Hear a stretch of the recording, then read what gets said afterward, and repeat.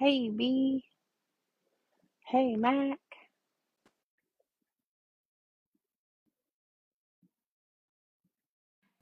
Howdy. Hello, hello. Oh wow, Mac, you sound like super clear. That's weird. Really? Yeah. Huh. Weird. New Hey phone. Ginger. Haha. Hello. What's I'm up, early. Chris? You actually made it today. Oh my goodness. It's a shock, I know. Gracing us with your presence. Hmm. Tasha's here.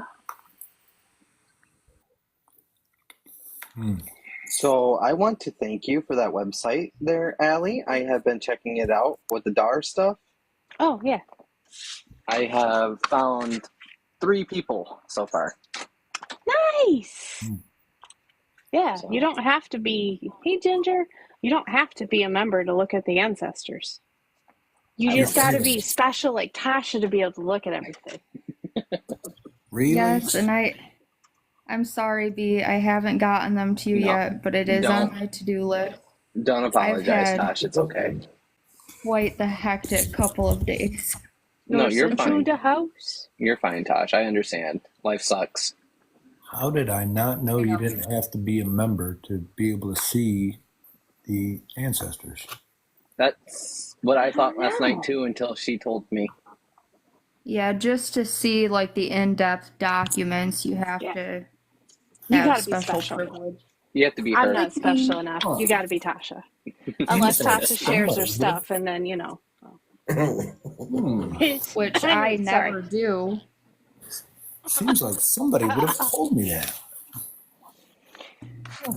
But yeah, I found so far 3 people that I have to get documentation with, but since you told me that, I was like, now I need to check everything. Yeah, 3 days let me later. show you this.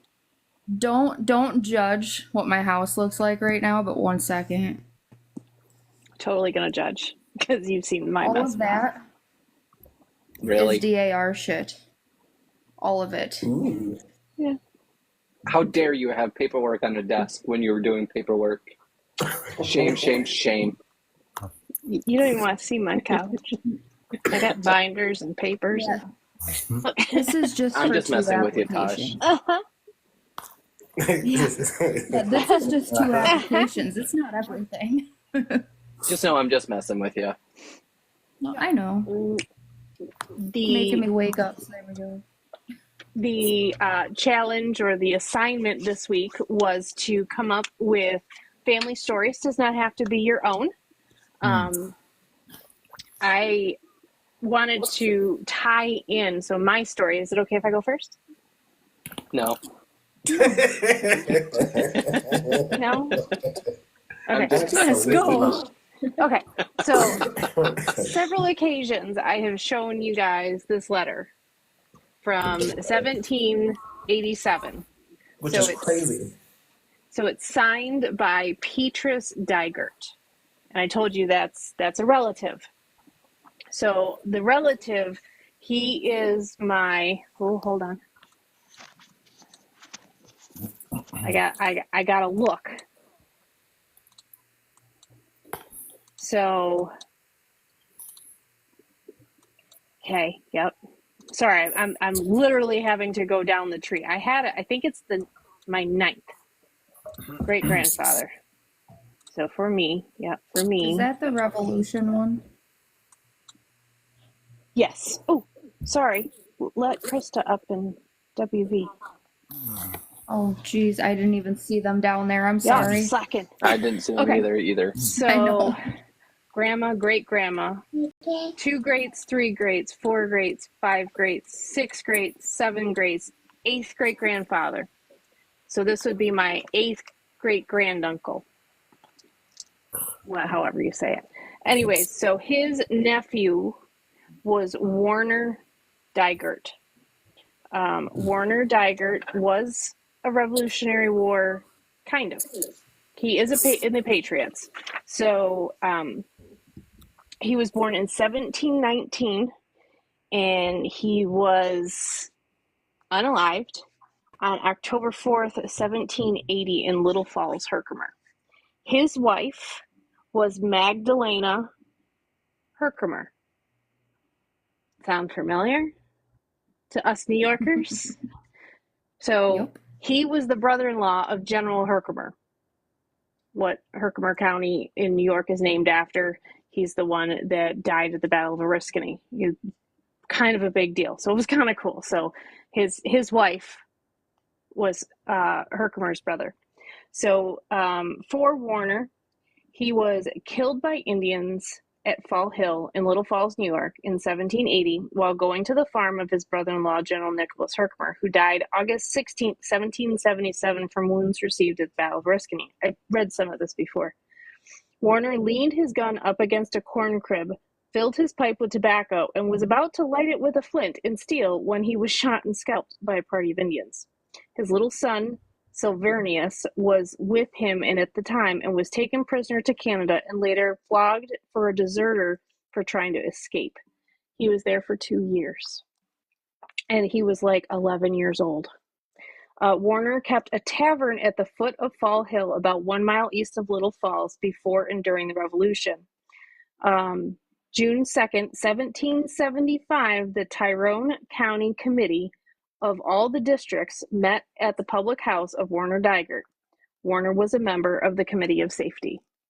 So that is where Tyrone County, which at that time was most of New York State, they all met there for the meeting to talk about starting the revolution. Wake up, B. That's crazy. I was listening. Uh-huh. So that's mine. Now, Krista, a tie-in, okay? Are you awake, Krista? She's like, what? I don't know. What's going on? Yes. Krista? Yes. Okay. So, this is Warner. Do you remember the 2 stones that were laying flat that I cleaned? Yes. John Jacob Devendorf was his grandson. Oh. And then the 2 that I was cleaning first that were upright, that was his great-grandson, Warner Devendorf. And you Okay. cleaned his great-great-grandsons. Wow. Tight. That's awesome. Love Okay. a good There you tie-in. It's a small world after all. B, do you want to go next and we'll just go along the boxes? I have Don't to really email that have you. anything really cool. That's still, like, it doesn't matter. It doesn't have to be, like, I've done so much research on this family, and they're all like, yay, go America. Well, of course, it's not going to work. Before America was America. America. America. Well, I was helping Joan last night at. So if anyone's wondering, I do a genealogy night with Joan and sometimes Allie and Sue. On Wednesday night? And yeah. And so she was having issues trying to find some information about her many times grandfather, Matthias Killian. And I found out how he perished, or how he died, I should say. He was bit by a rat, and he had rat-bitten fever, which was 100% fatal back then. And it just has, I just found some newspaper articles. You know, November 4th, Matthias Killian, whose illness from a rat bite was mentioned some time ago, is still very sick, and his recovery is very doubtful. And then at 1 o'clock Tuesday night occurred the death of Matthias Killian of Downs Township. So he was like right there on death's door, which was insane. And then another one to kind of go with it. So we were also looking up William Jasper Killian, which is her other grandfather, the son of Matthias. And he was a Civil War soldier. He was a POW, and he was held at Georgia. And turns out he passed away in Indiana. And when his dad, Matthias, decided to move to Illinois, he dug his son up and moved him to Illinois with him and buried him there. Well, that's kind of sweet. Did you say his middle name was Jasper? Jasper, yep. See, that's how old my son's name is. It was used more back He was then. born The 14th of November, if that's anywhere close. Remember the 5th. Sorry, June 13th. wrong date. Oh wait, today's But November 14th. I just thought that was crazy. Yep. Today's his But I just thought it birthday. was crazy that his son died, and then he's just like, yeah, I'm just gonna bring him along with me. And I found out it was a 2-hour drive today. Imagine back in the 1800s when they just decided to move. 2 weeks later. That's what Rory wants to do with Allie. My Well, the dad thing wants me is, to dress up he- his urn. So he's going to get me a little urn. He wants me to dress it up for holidays and stuff. Like put a Well, the ghost thing is, he was a costume. full body. It was full body, not just Yeah. cremains. So just casket, just So that's a move really along. Could you store stuff in the casket with him while you're moving? just cold things. Oh my Yeah. god! All the canned- meats. canned things, jars. Mac, you got anything?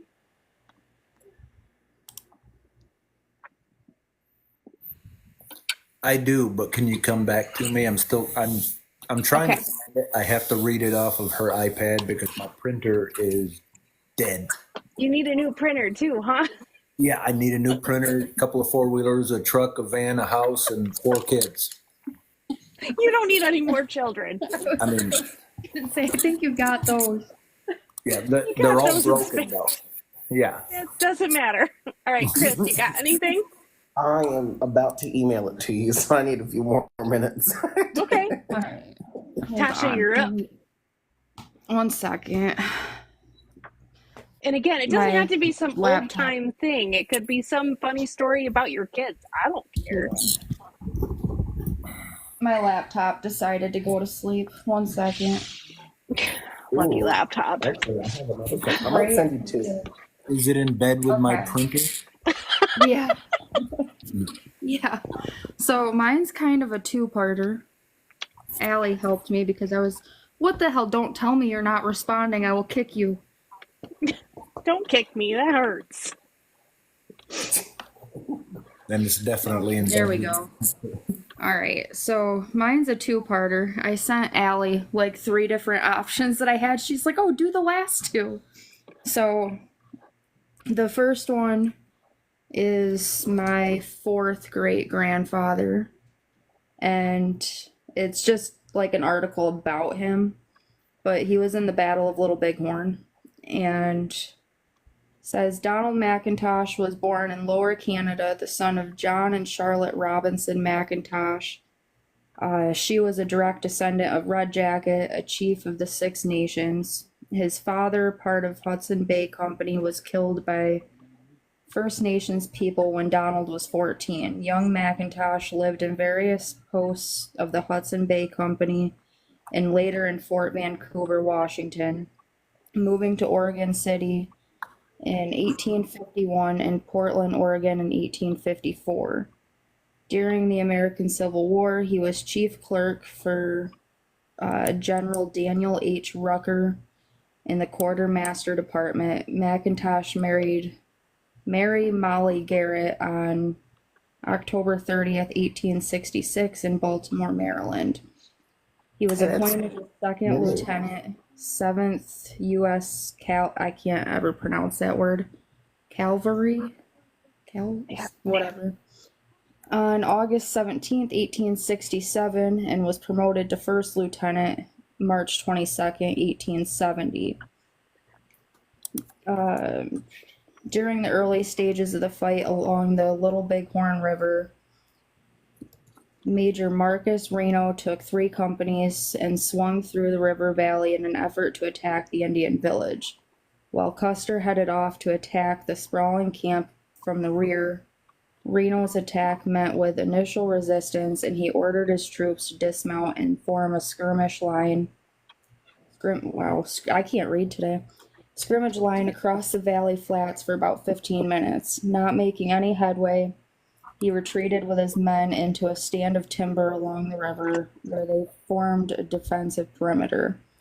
Shortly after the sudden death of his scout, Bloody Knife, Apparently that was the guy's name, was Bloody Knife. Reno lost control of the tactical situation. He ordered a desperate withdrawal back across the river into the bluffs. G Company was among the last to leave the timber. Indians knocked Donald McIntosh from his horse and quickly killed him. His badly mutilated body was recovered 2 days later when a relief arrived. His body was originally buried where it fell. Then they exhumed him in July of 1877 and was reinterred the following month in Fort Leavenworth National Cemetery. In 1909, the remains were disinterred and shipped to Arlington National Cemetery for permit burial in Section 1. His widow received a pension of $30 per month until her death on May 12, 1910, when she was buried with him. McIntosh's brother-in-law, Francis M. Gibson, who survived the Battle Little Bighorn fight, is buried nearby. In the summer of 1995, a finger bone with a ring was dug up on the site of Reno's battle near McIntosh's memorial marker. The ring was identified as McIntosh's wedding band by the inscribed initials of the slain officer and his wife and the date of their wedding. It's now in a private museum in Montana. My fingers. Yeah, for real. And then the other part to this was his granddaughter, and I actually had to go to the library last week to find this article and get it like off the film from the newspapers. Microfiche? Yes, that one. Mm-hmm. But it reads, so this would have been my second great grandmother and her husband, which we had always wondered why her name was Grandma Russell instead of Grandma Stoll. Well, this kind of explains it. It says, man seeks divorce after 20 years. Syracuse man married woman in Governor. She left home in 1919 charge. Wife takes 2 daughters with her, leaving 3 children at home. Says Syracuse, October 15th, 20 years after they were married in Governor, St. Lawrence County, Bert Stoll has brought a divorce action against Stella Stoll McIntosh, and my eyes just went berserk on me. Monday, Judge Barnum of County Court signed an order permitting publication of the summons. It was June 17th, 1919. Stoll alleges his wife left home, and a week later, June 24th, she departed from Syracuse, taking their 2 younger daughters and leaving 3 other children. From that day until September 1st of this year, he declares he has not heard a word from her. He does allege, however, that at the same time his wife left Syracuse, Jacob Russell, their neighbor, abandoned his wife in the city and disappeared. It was in September that Stoll learned his wife was living at New Britain, Connecticut, as Mrs. Russell, and now has another child 3 years old. The Russells, as they are known in New Britain, were arrested there and arraigned September 22nd on a statutory charge. Stoll went there to appear as a witness against them, and he states in his complaint that they pled guilty, all of which Stoll believes is sufficient cause for a divorce. Thomas Hogan, his attorney, is stated that the couple lived happily from September 23rd, 1903, the date of their marriage at Governor, until the wife disappeared with the children that had been born in 1905, 1910, 1912, and 1913. They used to have to publish it in the paper. Oh, yeah. Yeah. She took off with the neighbor man and just said adios. Obviously wasn't happy the whole time. Yeah, apparently. But there's all my reading. All my right. tongue hurts now. I'm sorry. North, got anything? You could pass if you want.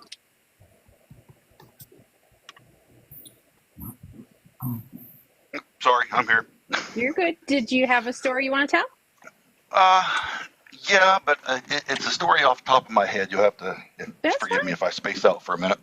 You're good. So I was, you know, doing some videos and stuff, and a lady contacted me about doing a story about a boy in the blue knickers from Morgantown, West Virginia. So I looked into it, and this is the story. Forgive me, I can't remember what the boy's name was off the top of my head, so we'll just call him Little Joey. So Little Joey's a 3-year-old boy, blonde hair, blue eyes, very cheerful, very colorful. The light in his dad's eyes. And unfortunately, a few months after his 3rd birthday, back in around the turn of the century of the 1900s, he contracts the terrible disease of cholera. And a week later, he succumbs to this terrible disease. You know, his parents are devastated, but they get a little casket, put him in a little vault, and bury him in the cemetery. And generally speaking, that's usually where the story ends. Not in this case, however. So fast forward about 75 years, same cemetery. The caretaker is walking the grounds an early Monday morning because they've been having, over the weekends, people coming in and doing seances and doing a little bit of vandalism. So he's making sure everything is okay in the cemetery. He starts coming up to the top of the cemetery, and he notices a disturbance on one of the graves. So he's all flustered and he's all upset and stomps up towards that way. You know, these kids. He gets up to Little Joey's grave, and there's dirt everywhere. The vault has come up out of the ground. Part of the vault on the backside is broken off, and you can actually see into the vault. So he immediately runs to his house. Remember, this is somewhere around 1975 or so. No cell phones. So he runs back to his house, calls the local sheriff, and he meets the sheriff at the cemetery. And the two of them start investigating and trying to figure out what's going on. The sheriff starts looking around, trying to find footsteps, trying to find tool marks, you know, shovel, pick, rake, whatever that they were used to try and get this vault out of the ground, because they're very, very, you know, they basically determined that somebody has tried to dig this child up, tried to grave rob. Well, they can't find any tool marks, so the sheriff starts calling engineers and geologists and thinking maybe they had some type of a gas leak or something that's going to push this vault up out of the ground. So while that's going on, the caretaker calls the local morticianist, and he comes out, and they exhume the body out of the vault. A real little tiny casket. Remember, he's only 3 years old. And they put him in the back of the hearse and take him off to the mortician's office to be examined, make sure everything is okay.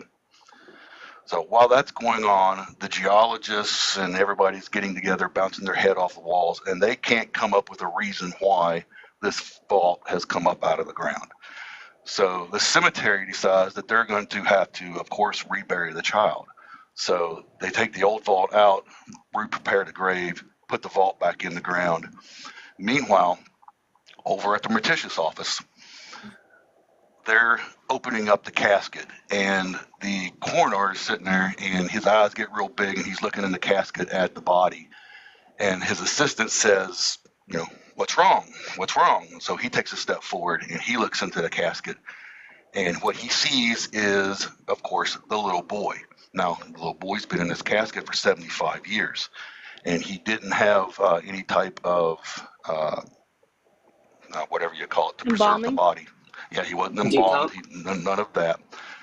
So they're looking at the body, and other than the fact that the boy's skin was a little bit leathery, he was perfectly preserved. So they take some skin samples, they take some hair samples, they put what was in the casket, they took out of the casket, back into the casket, sealed it back up, sent it on its way back to the cemetery, put the little casket back in the vault, and rebury the body. Now, legend has it that the reason that the vault came up out of the ground is because in their haste to bury the body so fast, because they didn't embalm the body, they trapped the soul in the vault. And after 75 years of missing his mother, finally broke out of the vault and went to see his mother at the local nursing home because she was still alive. A few years later, she passed. That's my story. That's There's a interesting. there's Oddly a sweet. there's a name for that, and I want to say it's like incorruptible or something in Like sainthoods and stuff. correct, in Christian faith. So there was just an older lady, a nun, that passed, and like she's literally sitting in a glass coffin, and everybody's going and asking for miracles and stuff, and they're it's like incorruptible or something like that, and they're very like it's not obviously not a common thing to happen. No, not at all. In fact, the people that I've talked to up around the cemetery that knew of the story, they say they're waiting for the end of the next 75 years to see if he comes back up. Yeah, incorruptible saints Wow. are saints whose mortal bodies have not fully decayed after death. And what was the story called again? Like, of the little boy? It's a story. It was called "The Little Boy in the Blue Knickers." I would have to look up his name. I couldn't find anything under that. I had to look up his name, and from the name, I ended up getting an old newspaper article. So, true That is story. crazy. Cool. I like Megan. Megan, My homework. your homework. Did you want to do your homework, or you want to get a day pass? Yeah, why Okay. not? Let's do it. I am, let me get a picture real quick. The person I am going to talk about is one of my great great uncles. His name is Wesley P. Simmons. Wesley Perry, I believe, actually is his full name. However, he was killed in World War II.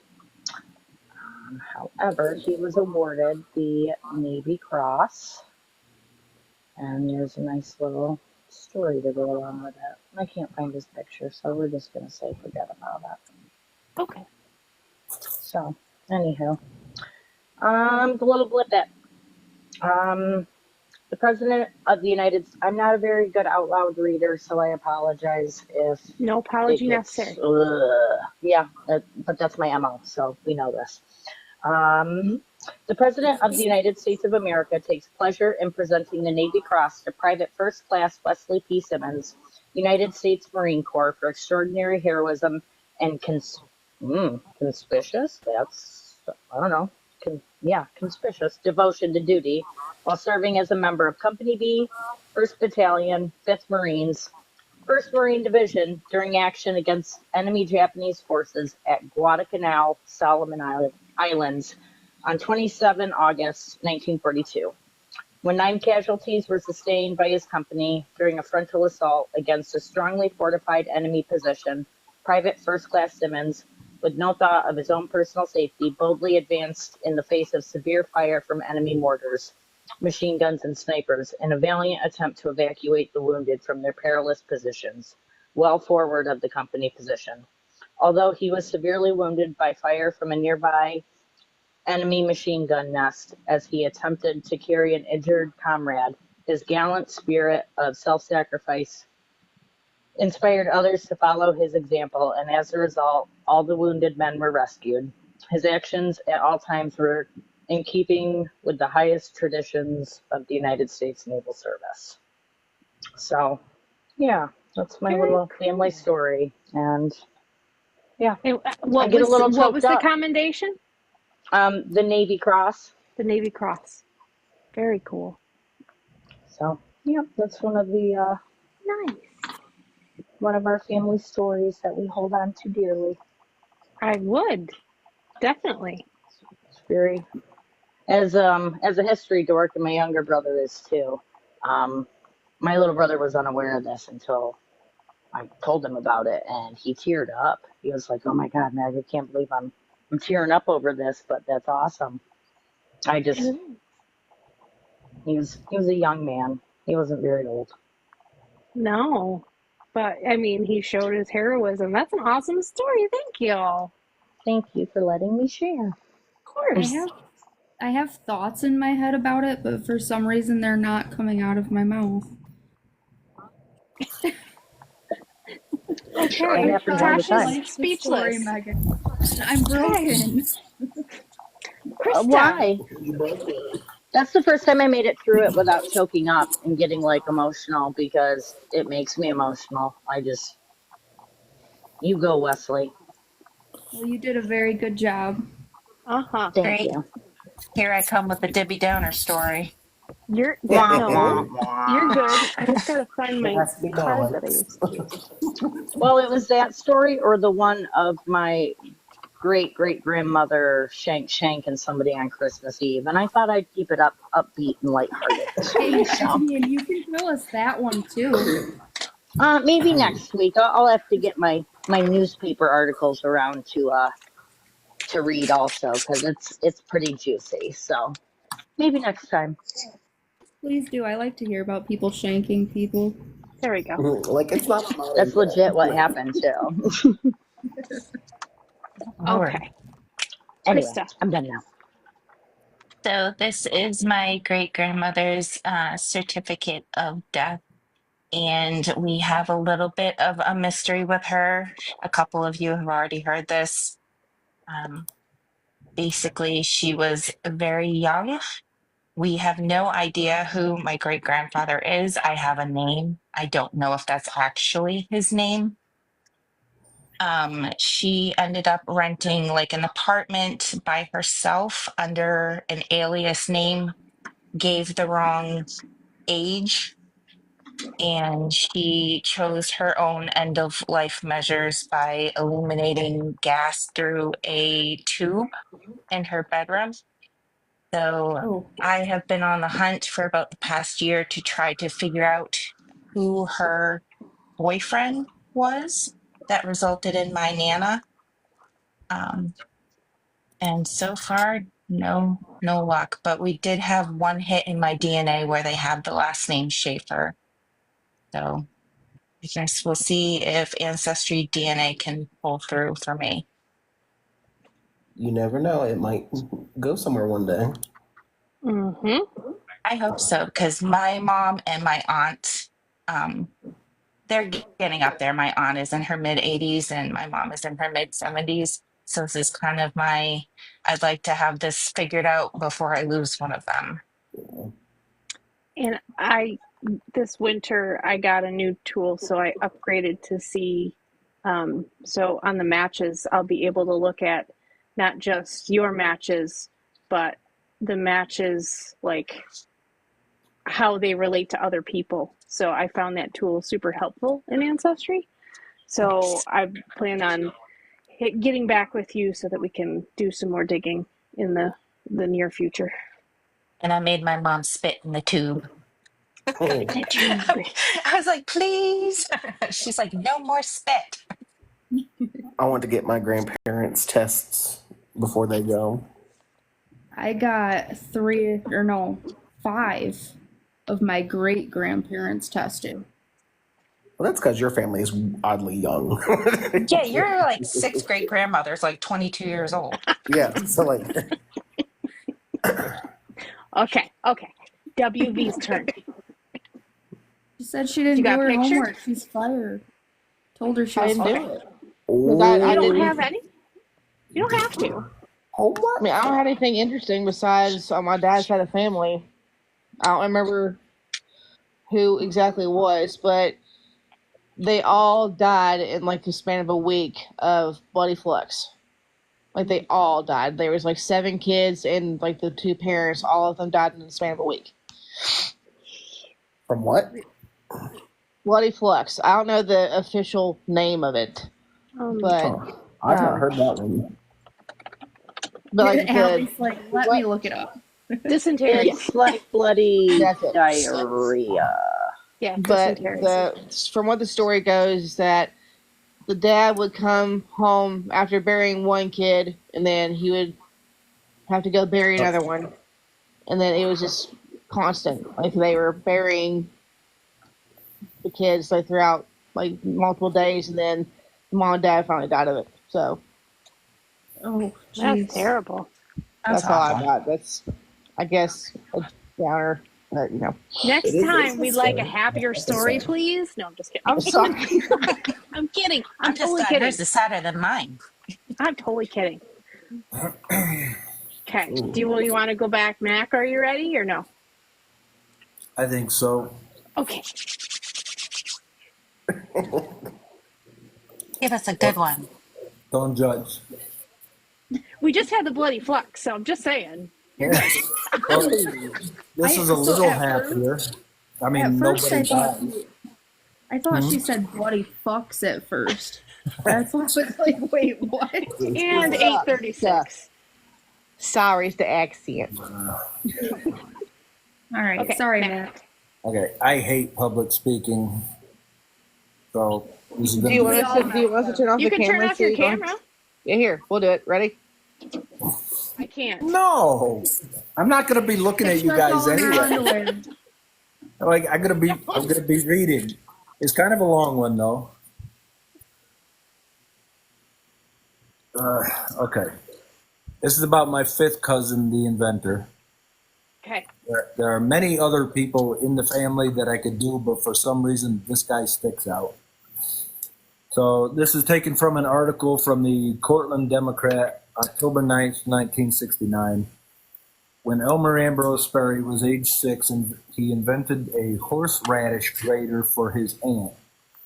Who could have foreseen that it presaged a long life as a renowned inventor, or that throughout his lifetime he would keep in touch with the Finger Lakes community that claims him as a native son. Mementos of Sperry's genius and of his rich, warm personal life are treasured by the Cortland County Historical Society and may be seen at the Society's attractive museum at the house. Sugget. It Yeah, I says can't Sugget. see that. Sugget. The Socket House in Cortland. Okay. Early life. Sperry was born October 12th, 1860 at the home of his maternal grandparents in Cincinnati. So if you've seen my videos of Mary A. Burst Sperry, that was his mother. And I didn't know this until tonight, that he was born at his mom's parents' house.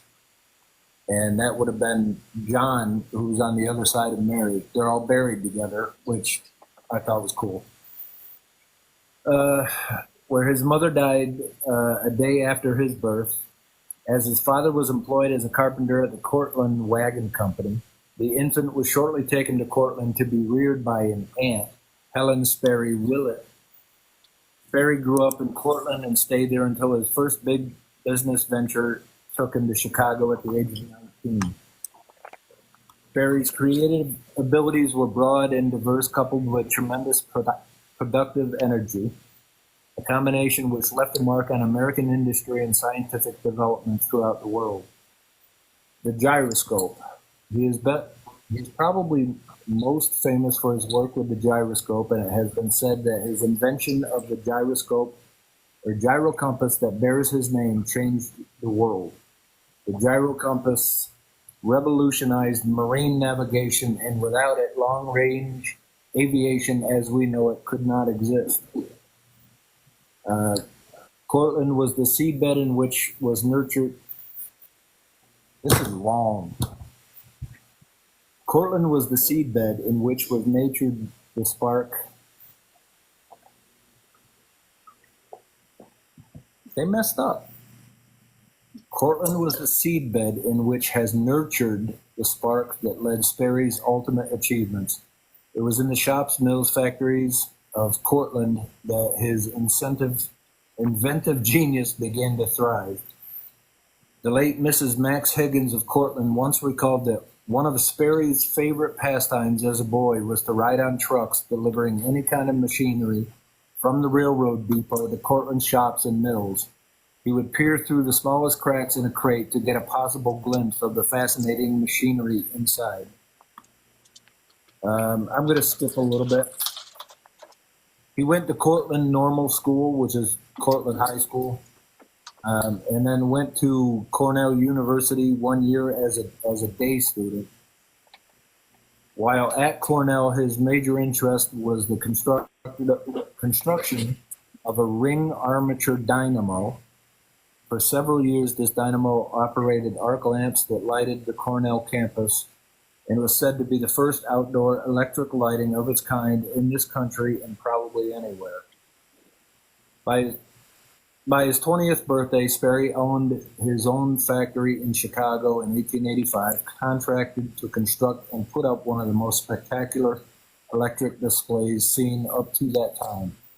It was an immense beacon on the top of Board of Trade Tower in Chicago, and New Year's Eve, it was blazed in a dramatic display of 40,000 candle power, compared to the maximum of 3,200 seen up to that time.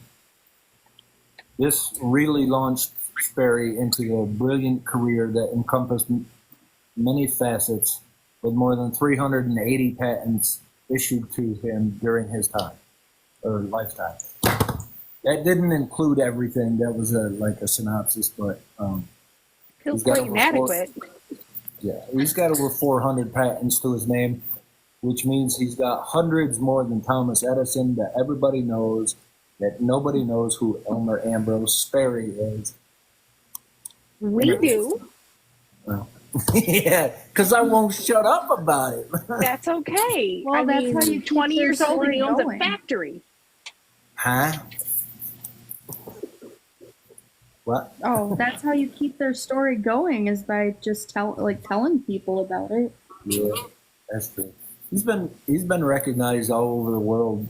Japan absolutely loves him. Any Sperry goes there and says the name Sperry in front of some big corporation, they're gonna welcome you in. He was awarded like 4 of the Japan's highest awards, and they absolutely love him there. Well, yeah, but again, like 20 years old and he owns a factory in like, what? I would still be like, would you like smoking or non-smoking sections at the Cracker Barrel?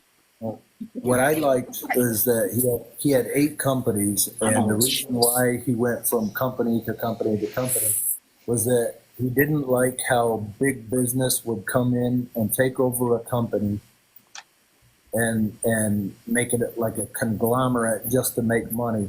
So he would bow out and then go to something else and reinvent himself and keep his integrity and his creativity, because he wanted to center on being an inventor.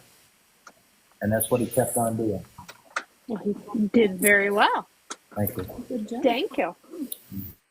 Chris, is there pictures that you sent me? Yes, I did send them to Okay. you. Hold, please. You can keep talking if you want.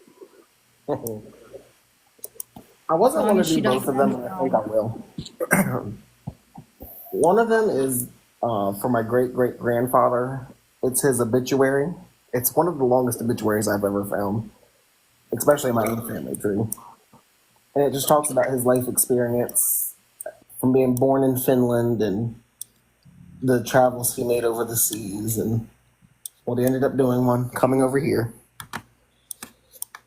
So the picture that I sent Allie, I kind of had to edit it together because a second cousin who shares him as a great grandfather sent me the obituary, but it was like cut up and like pasted in weird spots on the page and like scanned. So this is kind of what it would look like in the newspaper. But I guess I'll read the whole thing since everyone's read their lengthy stories. Hey, we got till 10. You're good. It says, Eric Anderson died Monday. Funeral services to be held this afternoon. Monday morning at 9:30, Mr. Eric Anderson peacefully passed away at his home on East Chesapeake Avenue at the age of 88 years and 4 months. Nearly 4 years ago, he suffered a heart and kidney attack from which he slowly recovered and gained enough strength to go about the neighborhood and faithfully attend the house of worship, where he obtained the greatest enjoyment in his life until he became unable to attend in September. Mr. Anderson, a native of Finland, came to Crisfield in 1891 and was employed by the U.S. government for a number of years on the boat Fishbank. Leaving that employment, he purchased a vessel and with his wife later settled on Watts Island, which is in Virginia, where he lived a number of years engaging in the catching of seafood. A few years later, he moved to Smith's Island, which is in Maryland, devoting his time to the raising of cattle and the seafood business. In 1900, he moved again with his family to Crisfield, still holding his interest on Smith Island, until 1918 when he secured employment at the Carneys Point, New Jersey, during the First World War. Returning home, he again was employed in the seafood business and later in life occupied his time about his home and garden. In early manhood, Mr. Anderson's ideas became far-reaching and at the age of 19, joined himself to a British merchant ship and sailed the deep more than 10 years, his travels taking him 3 times around the world. The many dangers he encountered as a sailor led him, as he often related, to make a complete surrender to God in Scotland, which was the parting request of his father as he bade farewell to home and loved ones. It was through correspondence with a friend in the States that he was encouraged to come and settle here. The new birth experience he became in possession of in Scotland was the theme of his everyday life through the years. His often contacts with people of all walks of life, telling the old story and recommending a Savior who was able to save and keep, always glowed with such earnestness and desire to have them enjoy such an experience. To lend a helping hand whenever opportunity afforded was no unusual evidence of his love of his fellow man, sometimes endangering his own life.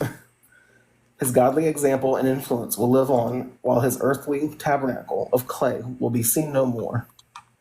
His wife having preceded him in death 11 years ago, he is survived by his 4 children and 14 grandchildren and 7 great-grandchildren. And then it just says where he's going to be buried. Other picture, But right? considering the obituary I had before this only listed when he died and his survivors, I thought it was very interesting to hear about everything he went through. I'm still trying to confirm everything in this obituary, so I take it with a grain of salt. And my second thing is this lovely article about my grandfather that I never got to meet. It's called Soaped Goat. It's a thing here on the Eastern Shore. It's really weird. My little brother's in here right now, so Eddie, don't be getting any ideas. Soaped Goat, the restriction of swine from this year's show, eliminated the greased pig contest, which is generally the most important event for younger spectators. The show committee decided to have a soaped goat run in this contest, but to deliver a pig to the home of the boy who catches and carries the goat back to the starting line. The winner of the contest was Billy Dunn, who will receive a Duroc pig donated by the Princess Anne chapter of the Future Farmers of America. All contestants were under 14 years of age as of October 1st. The pig will be suitable size for the Spring Market Hog Show, and the boy must exhibit it at that show. And that was in October of 1952. That's funny. That sounds like never- something FFA kids would have done. I had never heard of a soaped pig competition, much less a soaped goat. Oh, the greased pig competition? Greased pigs. Oh, yeah. But apparently they were a very big thing here in the 1900s. That and we I used to just do thought it this was so funny thing. that my grandfather is the one holding the goat in the middle. Us FFA kids also, actually, my mom is in here right now and she can contest to this because she has seen it. We used to go to this flywheels and pulleys thing in Constable, New York, and they would have this long pole that they would just frickin' cover in grease. And all of us kids would be trying to climb across that frickin' pole, and they'd do like the pig contests and all that stuff too. Mm-hmm.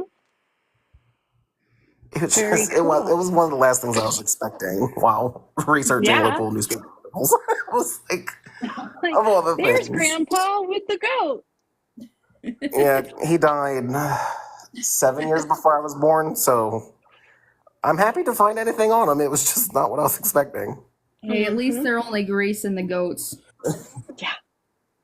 Does Yeah, I was like, anybody that's not yeah. So sorry, go ahead. Are As you, opposed to what, Tasha? nothing. The cows? 8:50. Anyways, anybody that wants to come up that hasn't told their story? Anybody in the comments that want to come up and tell a story? Jay, I saw Cheryl. Cheryl's Past, got something. okay. Somebody I'll go want to down. drop? Yeah, I'll Yeah, go. I'll drop down. Okay. Past Are you sure preservation North too. Central? So engraving's got one too.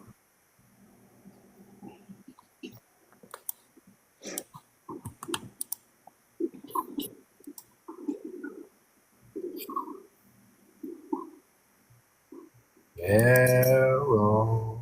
She's coming. Give her a minute. Jerry. Ooh, somebody else. God damn it. I love Frankie Valley. Who did that? Sorry. Damn. It's going to be in my head for the rest of the night. If it's something that's making you mad, it was probably me. Ah. But anyway, That's Okay. Cheryl, go ahead. Me? Okay. Well, it's not my story, but it's a patient's story. I That's thought it was okay. pretty interesting. The place I work at was built in 1816. It used to be called the Tea Room, and it was a stop on the stagecoach and it was like a little hotel and a restaurant. Hourly hotel? So Kinsman started building up, and they. What? Hourly hotel? and you say I'm God. Okay, hold on. My internet connection sucks we see that. because it's storming here. I said, was it an hourly hotel? Anyway, so the town. No. No. So the town started like getting bigger, and they built. It's like a square, so everything is built around a big square. And in the 1920s, they started adding more stores, and they had a Ford dealership. And my patient's oldest sister worked at the restaurant where I work at, the same building. So in the 1920s, this gentleman came in, and she served him dinner, and he got up and left and didn't leave her a tip. Well, the next morning he came back down from his room, and she served him breakfast. And he said, "I'm so sorry, I didn't give you a tip." And she said, "Oh, that's okay." And he said, "No, here's your tip." And he handed her a set of keys to a new Ford car. And she said, "No, I've never driven before." So he grabbed her hand and made her go outside, and he taught her how to drive. The gentleman was Henry Ford. Oh, Wow. well, that's an interesting encounter. Wow. Yeah. Well then. That's a plot twist. On for that one. I know, it's did pretty not exciting, yeah. So she was working at the restaurant to save money to buy a new car, and he found out, so he gave her a brand new Ford. Holy cow. All right. Like, Story for that.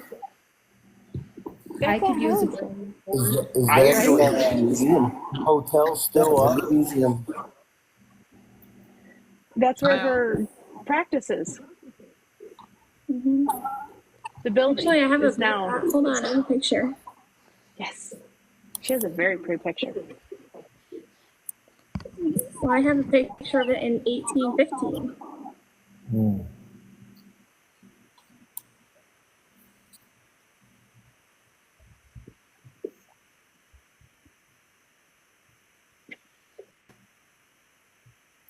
All right, maybe I don't know how to do it. You hit the enhanced. Okay, I don't know. Oh, there you go. Just, Like yep. this. Oh, that's So cool. that was in 1815 when it was built. That's a cool picture to have. It's even prettier now. Yeah. Wow.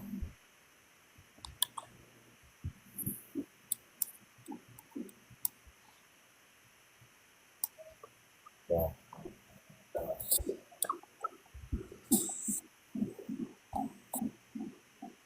think I still have it on my phone.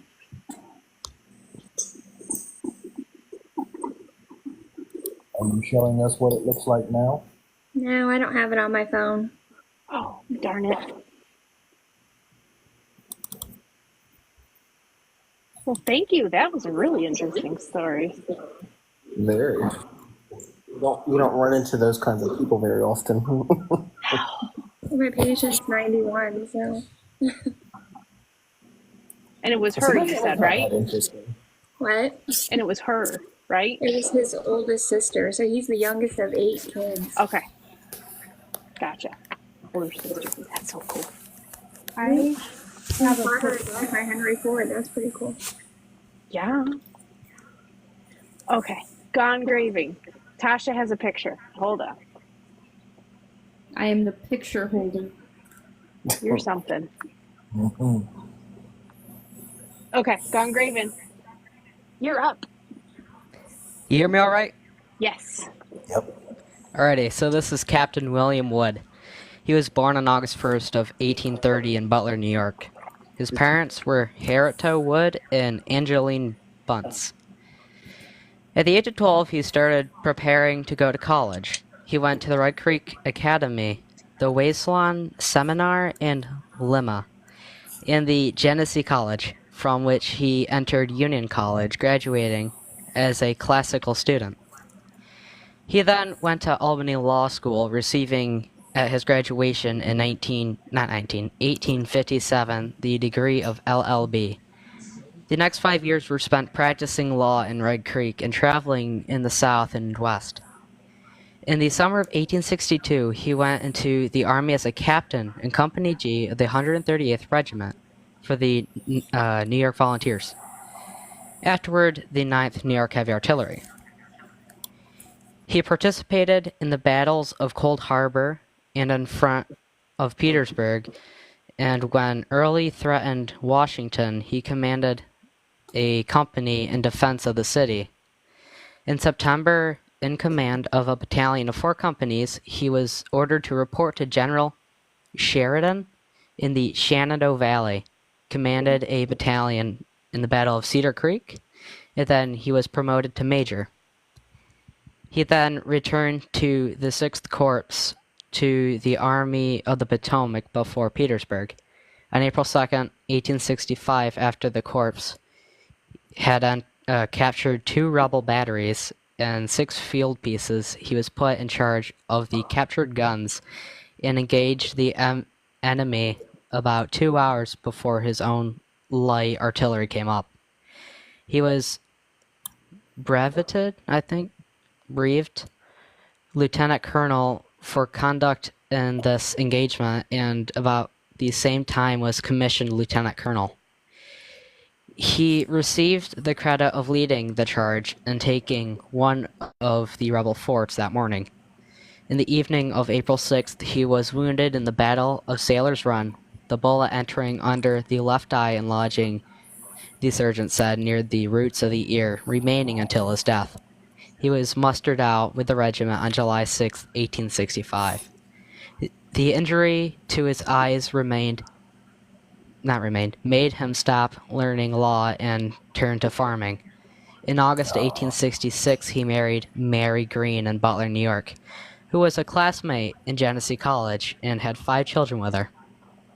For 2 years, he was a town supervisor for Butler, and he was extensively called upon to act as administrator and executor in the settlement of estates. In 1885, he was elected a member of the Assembly. In 1895, he gave up farming and gave it to his eldest son. He occupied his time at the Shergoats Court surveying. In November of 1902, he suffered a epidemic, I think that's how you pronounce it, shock, which affected his speech. He died on January 31st, 1903 in Butler, New York at the age of 72 to 73. Hey, gone graving. How Gone far graving, is that one word. Go ahead, Tasha. I was just wondering how far Butler is from Red Creek. Red Creek is about, the next town over from Butler. Okay, because my mom, I think she's still in here anyway. She used to live pretty close to Red Creek and Martville. Okay, yeah, That she's word you answering. didn't know, brevetted, Yeah. means a field promotion. Hmm. He got what'd you say, lieutenant colonel? Yes. Yeah, so he went from a major to a lieutenant colonel in the field during, probably during a battle. Let me just make that note there. I'm making a note on the doc I have it on. Which probably means that the people that had that rank before were no longer able to maintain that rank. Because Yeah. Or Something like that. yeah, they were demoted to the rank of worms. Ouch. Worm food. Worm food. Worm food, beetle food. Beetlejuice. So I'm just wondering, if a worm tries to eat a body that has embalming fluid in it, does the worm die? I hope so. Let's see if Google knows. This stuff that I made, Worms are I'm gonna I delicious. thought I It's had. already buried, so it's all good. I hope so. Oh my gosh, that is a good question, Actually- though. That's a valid question.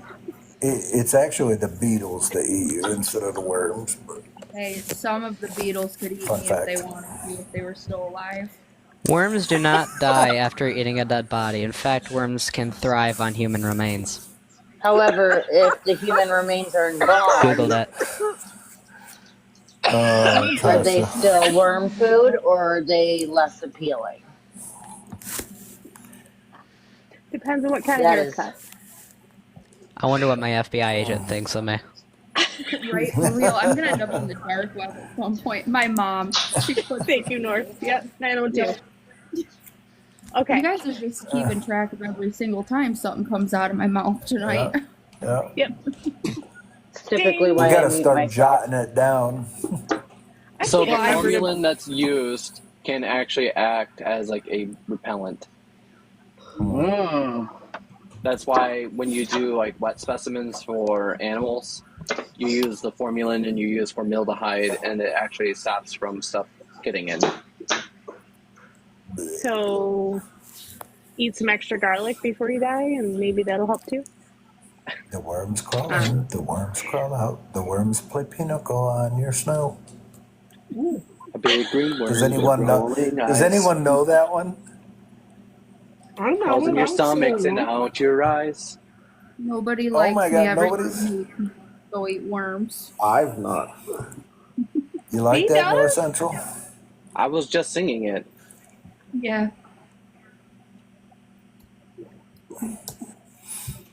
Don't laugh as a hearse goes by, for you may be the next to die. Oh, jeez. I know that's from a scary story, isn't it? The scary stories Krista. cannot read it or something. Okay, Josie, do you have a story you'd like to tell? I found information on the Canton Cemetery, or not Canton, Pomnell Cemetery. That's on the DuPont dynamite plant in Gibbstown, New Jersey. And there's like, depending on who you ask, 40 to 100 people buried there. Nobody remembers where the graveyard is. But you found it? To a degree, I know where it's at. I now need to get permission to go and do archaeological exploration, so to speak. Because at that time, there was that whole, like, they were trying to villainize the DuPont family for making DuPont dynamite. So the records for that particular part of the property is kind of lost to history. And I'm going tomorrow to do some research in their archives, in the DuPont archives. Ooh. But while I'm there, I'm also going to be doing research on the other grave site on the property that was a Native American burial ground. And those particular burials were noted as 10 to 30 Native Americans. And when they exhumed their bodies to build the building, only the remains of the men were sent to the Mont DuPont, and the squaws were not sent to him. No record as to what they did with the squaw, just that he didn't want the squaw. Wow. That's weird. Yeah.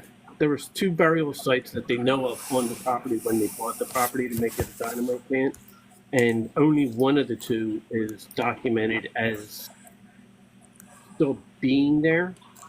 The bodies of the Native American are probably in the Native American Museum that the DuPont family set up, because they had a whole bunch of artifacts in the early 1900s that they used to make a museum. Of course, it'd be real easy to have a whole bunch of artifacts if you just went around digging up burial sites and, just kept the cool stuff you found. Yeah. But, Makes it easy to set up, right? yeah, it was 100 years ago, Yeah, Different rules, different regulations. definitely. Anybody else in the comments want to come up and tell a family story? He wants to tell a story. Hi, Rocky. Hi, Rocky. Look at that face. Aww. No cookies today. Matt, that is terrifying. Jesus. Jealous? This, I saw Not Jay even down close. there, past preservations down there. Just I don't know if we can bring Ma up. I don't know if she's got enough peoples. No. Okay. Come on, 6 feet Ma. above can come up. We're doing interesting family stories. Your family or somebody else's? Actually, let me see if I can find. Yeah, everybody go follow my mom, that Paula Ann Molnar down there. Follow her. So they can see that her up here. Get her to 1,000 so she Paula can come Ann? up here. Just so you're aware, Mac, I hate you. Now I had that song stuck in my head. You're welcome, sweetheart. The worms crawling. One, the people go on. It's a good See, song. Josie You knows sweet, it. delicious boy. I'm still singing Sherry. So Brian. Jay, you can't I am tell a an sucker for interesting Frankie family Valli. story. Come on. Brian. I am Give us a ignoring you. kiss. Nope. Are you Rufio baiting him right now? Oh, his earrings went away. Oh, there they are. God dang it, Megan. I just watched that movie the other day because of last week. I couldn't. I'm I You couldn't and I are jingling, going to resist. go baby. rounds. Did you say about Stella? You wish. Yeah, We Stella don't was talk going about Bruno. here, No. the neighbor. Gotcha. I don't remember where the article is at, but I had an uncle that died from a accidental firing. Oh yeah, you had told us about that one, I think, right? Yeah, at the Pump Pew Pew wedding that they had. Oh. Has anyone come across a story or an obit where the person had taken Paris Green to end their sorrows? No. I've not come across it myself organically. It's I've a come type of across- poison, isn't it? Yes, it It's is not like a a type. poison, it is. Okay, so that does I sound familiar because if you guys remember my very first video that I made when I posted it on here about that big family stone that Allie liked that I cleaned, and I said that I couldn't believe that he died from accidental poisoning. Well, it wasn't an accident. It wasn't accidental. I found an obit for him, and it was slandercide. Yep. So Paris Green is a green or emerald in color. It's bright and long-lasting green dye. It's also known as something else. Anybody want to? Yes, where chaos reigns. Paris green is arsenic. I was going to say, that sounds like arsenic. Wallpaper. Thank you for giving me some tips. That was quite common for people to be poisoned by that because it used to be a house cleaner, like ammonia. Yeah. It was also in fabrics. It was also in wallpapers, in drapes, and clothing. They used it for green dye. Yeah. Green eye. Green dye. I know. Apparently he got it up to his eyes. How about those green eggs and ham? But yeah, I've come across 2 obits from Teresa that had mention of Paris green. And I was like, what in heaven's name is Paris green? Like, where are they coming up with this? I've heard of arsenic, not it called Paris green. I've known about As a Paris green for a few years. Well, you are more cultured than me in the arts of the unalived in the 19th century. I like art history, so I guess it kind of came up in art history. Yeah. I know Soylent Green, they're people. What? Soylent Green. Soylent Green? Oh, I know where that's from. What's that from? Yeah. That's a throwback to the 80s. Oh. That's what they just said. Yep. My peanut gallery is saying they're people. I'm like, okay. Which that from a book? Yes, you're the peanut gallery. Yeah.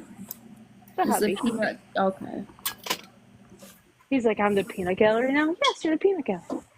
Oh, Lord. Yes. Oh, Joan's here. Joan, do you have a story? Do you want to tell a family story? Did you want to come up and tell a family story? Yeah, I can pop down with some. You know you want to.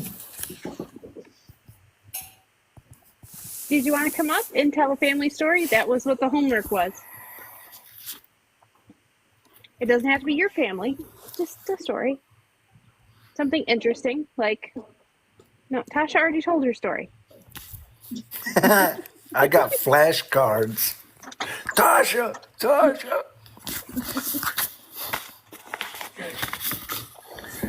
So here is the article on that, if you guys are interested, that I was just talking about. So trigger warning, it is about Slanderside. This was about the first stone that I posted on here. He took poison. James McGain, Bangor farmer, is dead. His third attempt. Came to city with a load of grain. In despondent mood with his when he reached home, died soon after being discovered. James McGain, age 49, a farmer residing on the Cucullin Road, Bangor Township, yesterday forenoon, committed slandercide by taking Latium and chloroform while under the influence of liquor. Earlier yesterday morning, McGain drove to the city with a load of grain and is known to have stopped in a number of saloons before going home. He arrived at his farm about 11 o'clock and immediately went to his room upstairs.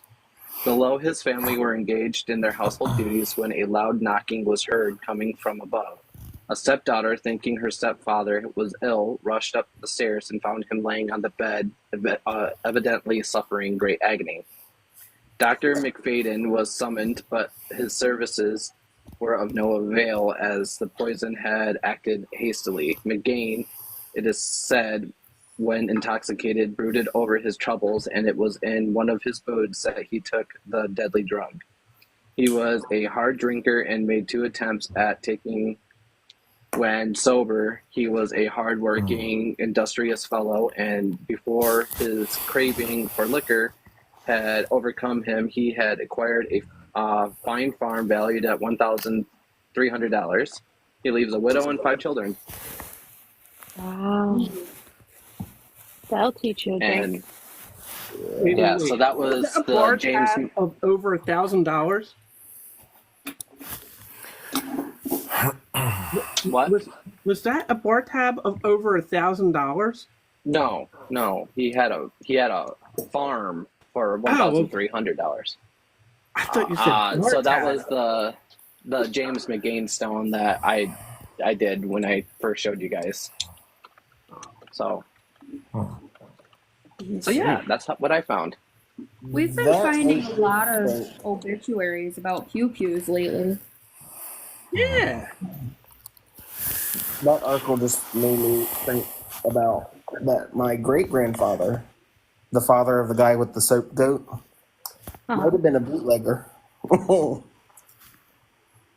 There's someone with the Yeah. same name, around the same age, in the same county that he lived in, but I can't like confirm if it was my great grandfather or not.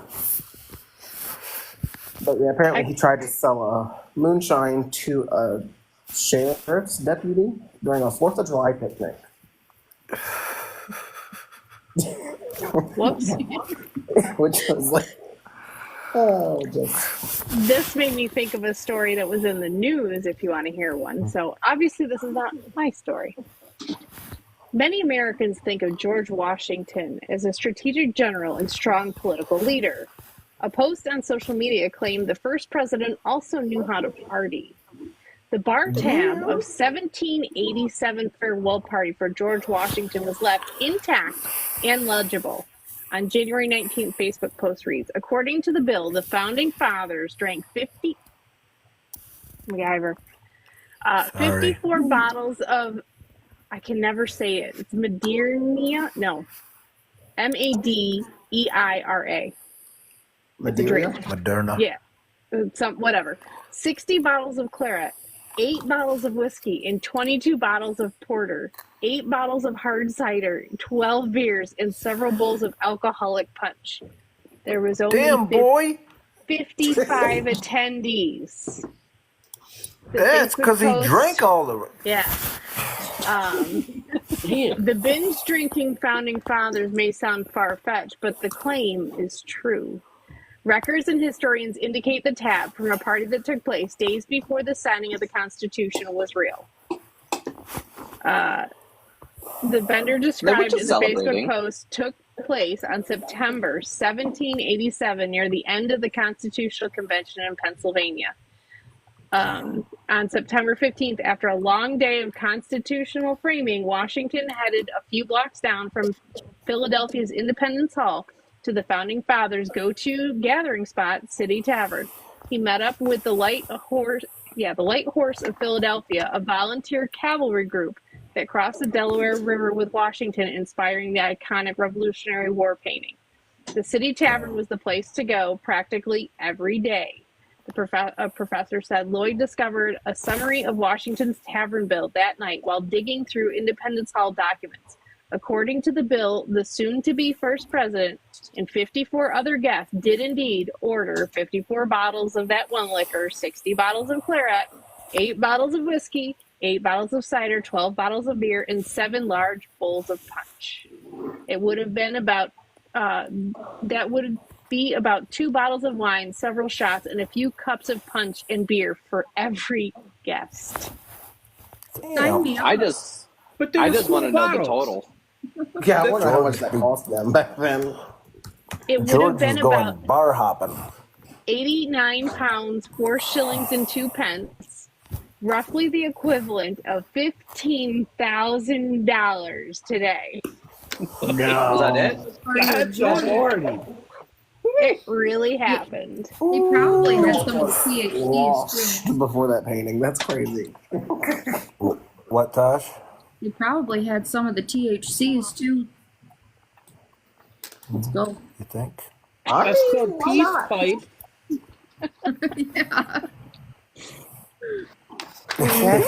Yeah. Well, Cheryl, you need to catch up. Yeah. They drank it in a night. But yeah, I remember seeing that, and I was like, oh, hey. That's certainly an interesting story. I'm glad you shared it. So when George was crossing the Delaware, they were all holding him up because he was stone drunk. No, that was before. This was after. So this was after it. The guys like, that were... Could you just imagine him wearing sunglasses? I was like, not today, not today, What, not Ellie? today. The guys that were with him for that crossing were in the tavern, so he bought them all drinks. Yeah, that's what that picture was from. That painting of them crossing the Delaware, and he's pointing. That idea was struck up. He was that night in that pointing to bar. the next bar. He was like, "It's over there. I see it." You guys To the city settle an tavern. argument. Huh? This kid, I don't know Can't if see him. There you go. So Jasper. he just asked me if I was born 10 years ago, how old would I be? 10 years older than you would have been if born today. No, if Plus I was 10. born 10 years ago. So if I was born in 2014. Thank you. 10. Oh. He just said to me I would be 20. No. As I that was would going to St. Ives, I met a man with 7 wives. Every wife had 7 sacks. Every sack had 7 cats. Every cat had 7 kits. Kits, cats, sacks, and wives. How many were going to St. Ives? 1. Correct. My brain could not catch up with that. My brain's misfiring. It looks like Jasper. she's the same way right now. Jasper. He just disappeared. No, He went back. well, reappear him for a minute. Like, point the camera out there. Oh, no, Reappear like him. he's gone. Jasper. Jasper, Mama's always right. Yeah. If my mom's still in here, she can vouch to how much this kid argues. Is she still here? Mother? Okay, it says you're in here. If you're in here, vouch for me right now. No, just get the grandson and go away.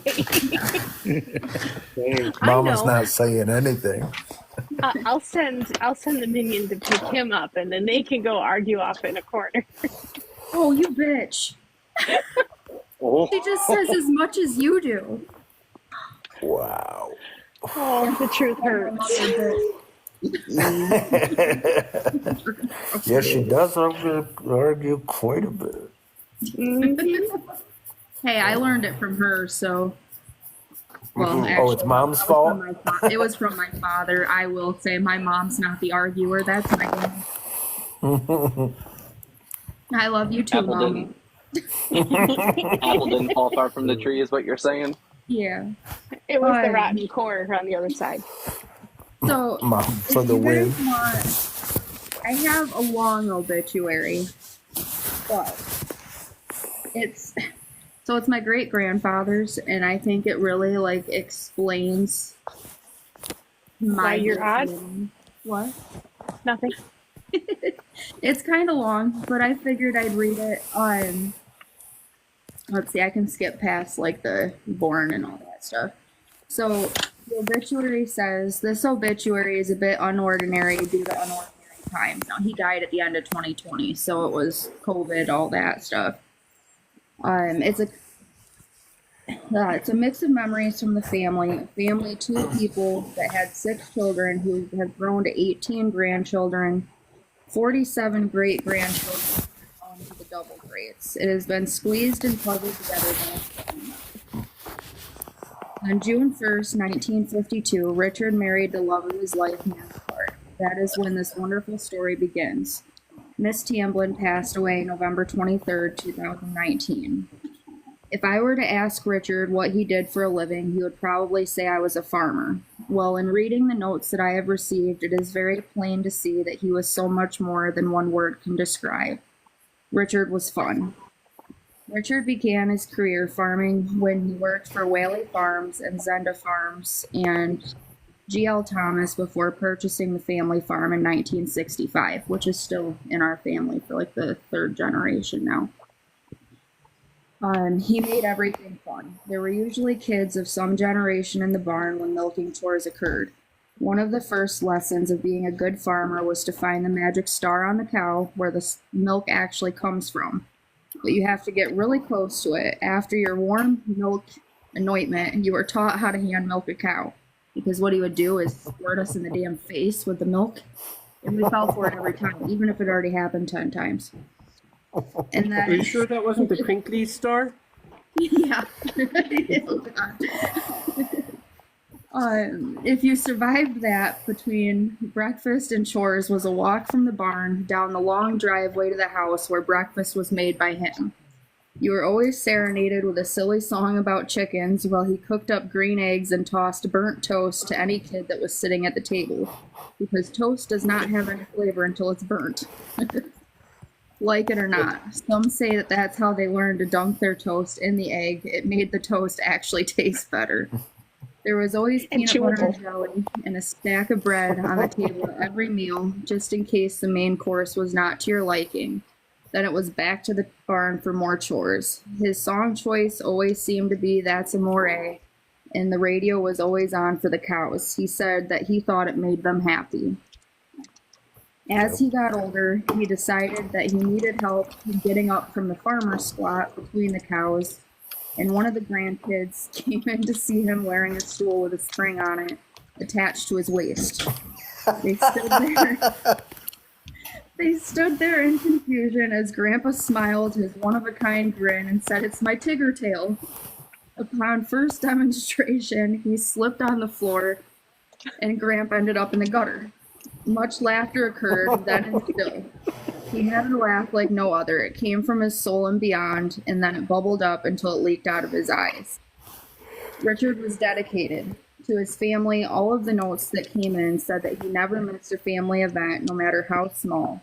Not a concert, game, family get-together, or anything. He was always there with a camera around his neck, a smile on his face, sporting his best pastel, normally purple, shirt, colorful suspenders, and smelling of Old Spice. He had a way of making every person feel equally loved and valued. The walls of his home are covered in photographs and memories. He has a special cupboard with treasures that cost anywhere from a dime to much, much more. All of them have a story and were priceless to him. We're getting there. We're almost. You're fine. Many of the notes said I could come to him for advice on anything. He never judged, he just listened and advised. His marital advice always seemed to be the same. I always let your grandmother have the last word because in the end it doesn't matter. Learn to let things go.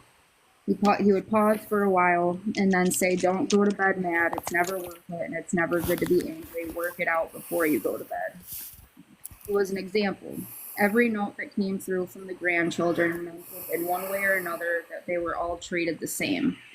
Many told that it was a sight to see 10 kids standing around Richard waiting for him to divide a stick of Wrigley's spearmint gum. No matter how many, we all got the same piece. He'd split one stick into 10 pieces. Many people were taken in by Norma and Richard over their lifetime. No matter the relationship, they were home to friends, family, strays, runaways, the broken and the mending. It didn't matter if you saw them every day or once a year or not for decades. Entire families were taken in by Richard and Norma. Some of them with terrible circumstances behind them. Through patience and kindness, several little girls left with what one describes. He taught us to expect men to be like he was. Nurturing, caring, helpful, and good. Anyone could have taught us to milk a cow and feed a pig, but only Uncle Richard could have taught us little girls with no father how to expect a man to be. So, in my conclusion, I think that if I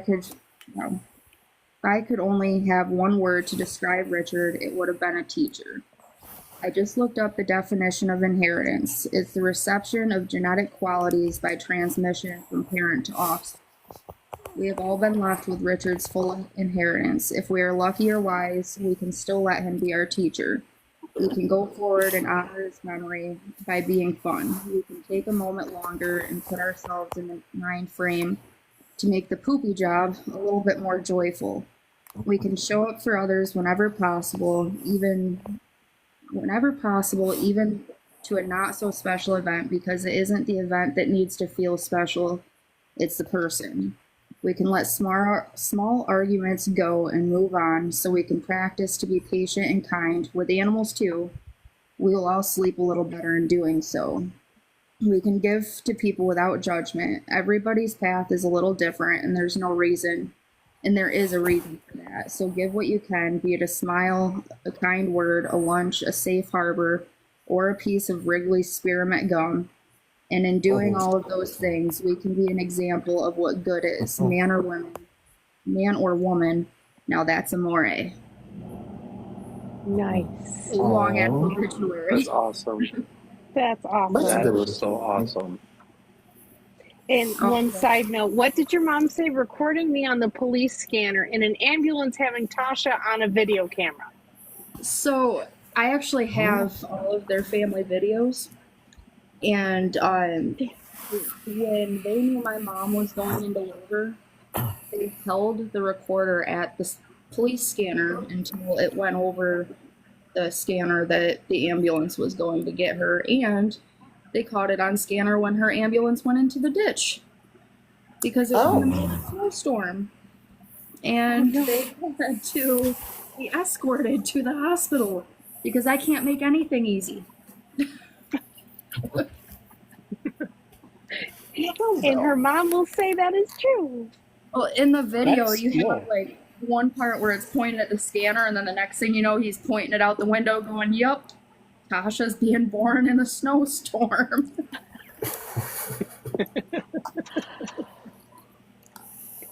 That was a good story. I think Gone Graving That was just sent me awesome. some. 1 second. Hold on.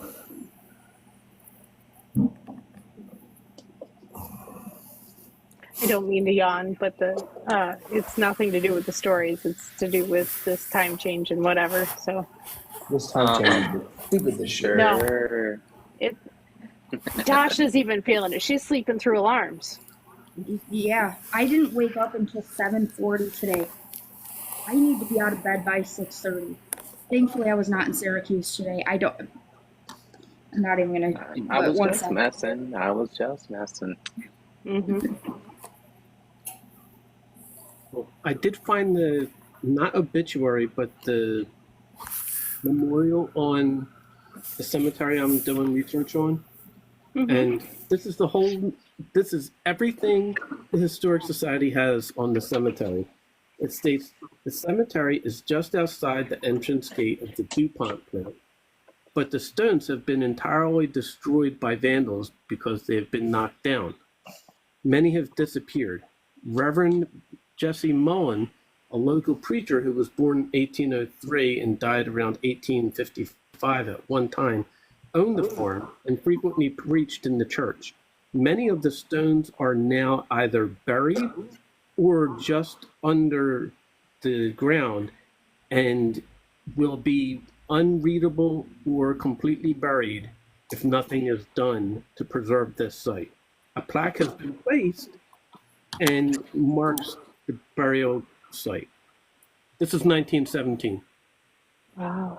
And that's it. That's like, and I asked what's on the plaque, and the DuPont factory are like, what plaque? Wow. At the cemetery, and they're like, what cemetery? Jeez. So I'm shocked though. Yeah, North Central. If I'm getting up that early, then there's like a plane that I have to catch. I don't know. No, I wake up at 6 to get the minion like going for school, and then I usually like fall back asleep for a little while, and I usually roll out of bed at 7 because I got to be at work at 8, and it takes me 20 minutes to get to work. Well, I'm taking off tomorrow to go try and hunt that stuff down because a bunch of senior citizens tried to call me and think I was going to balk at the question if I would go to the museum. And I was like, no, I'm there. So Hey, Gone I read Graven. through them all. Hey, give them hell. Yeah. So this article I'm going to read is about my great-grandfather. So here we go. This is from the Lakeshore News, published in Woken, New York on Thursday, January 9th, 1947. The headline is Tractor Drops Through Ice to Bottom of the Pond.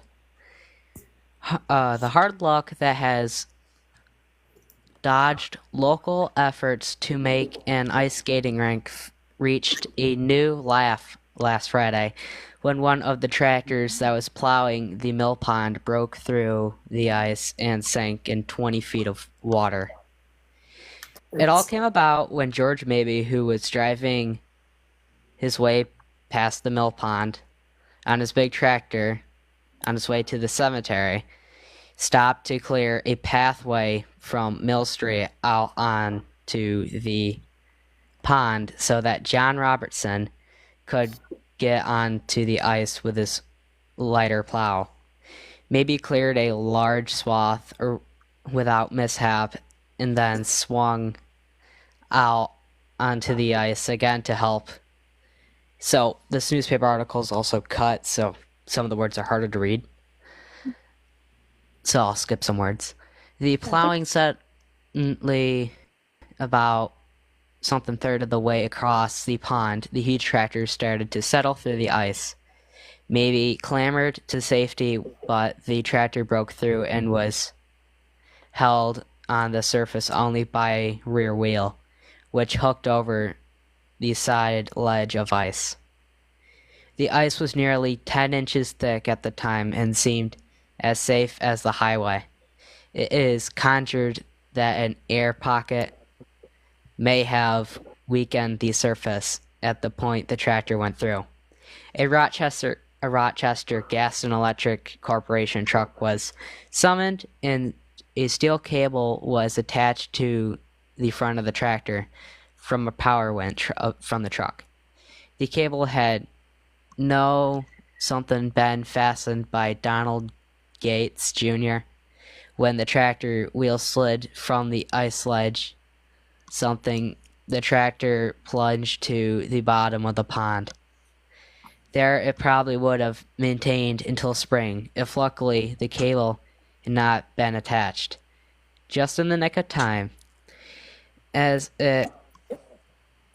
for electric company employees William Pearson, D.Y. Palmer, Frank Schoaf, and Henry something, jointing their services, worked from the middle the afternoon until 7 p.m.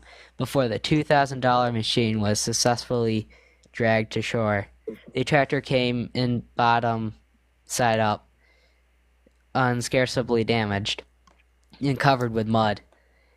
In addition, some damage was done. Chains and equipment of the... Now let's go to page... Was that page 10 that says, Tasha? Hold on.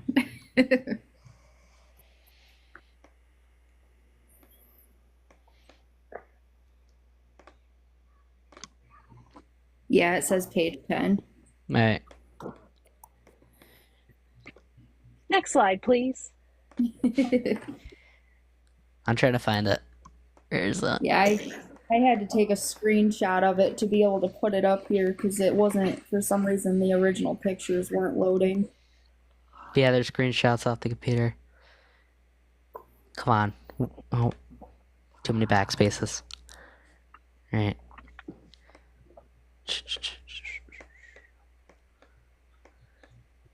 Alright.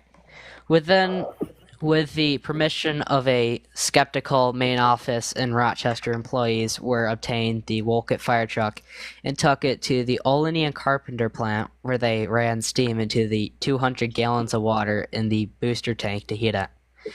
Then the care being taken to ground the nozzle of the fire hose so that if current from the 33,000 volt transmission switch should travel back the stream of water, it would not endanger the hose operator working from the ladder. A stream of hot water was directed on the switches, which quickly melted the ice and freed them. In case of the similar emergency again, local officials calculate that they can restore power in less than half an hour by using this method. I'll send you, Tasha, a picture of the tractor because it's actually still in the family. Okay. Oh, that's cool. That's cool. Now I'm excited. Ooh, tractor. Yeah. Hey, as you guys just heard, I grew up on a farm, so... That's all my family ever did was farm. Farm and fish. Mine's mirrored, so I'm writing this backwards. I can't You should write be able to that. read backwards by now. So am I. crazy. That's backwards. Crazy. Yep. I knew somebody was going to do it. So crazy. Is he really saying that the tractor better be green? Oh God, no! Tractors are red. Crops are green They can be Ford blue. Well, yeah, that or too. blue, but never green. If it runs like a John Deere, shoot it. The only person I ever was okay with saying John Deere was Jake. And that's because he was diehard by it and he was on them every day. Are you Tractor ride a farmer? What, Tosh? Oh my God, Josie, I just caught that. I missed it. Josie said, "Screw the tractor, ride the farmer." I said, save a tractor, ride the farmer. Oh, I thought you said, "Screw the tractor." It still stands. I'm with Krista. I agree with Krista. There you go. a Case IH? What kind of tractors? A Farmall? No, Is that not what you Case. know? Farmalls? Where's my scissors? Well, at least farmals are red. That's what I was kind of getting at. You said red, so when I hear red tractor, Farmall's what my brain automatically goes to. You think my tractor's sexy? One of my coworkers has a Farmall H. So I've been educated, not really with my consent, but you know, the things you learn.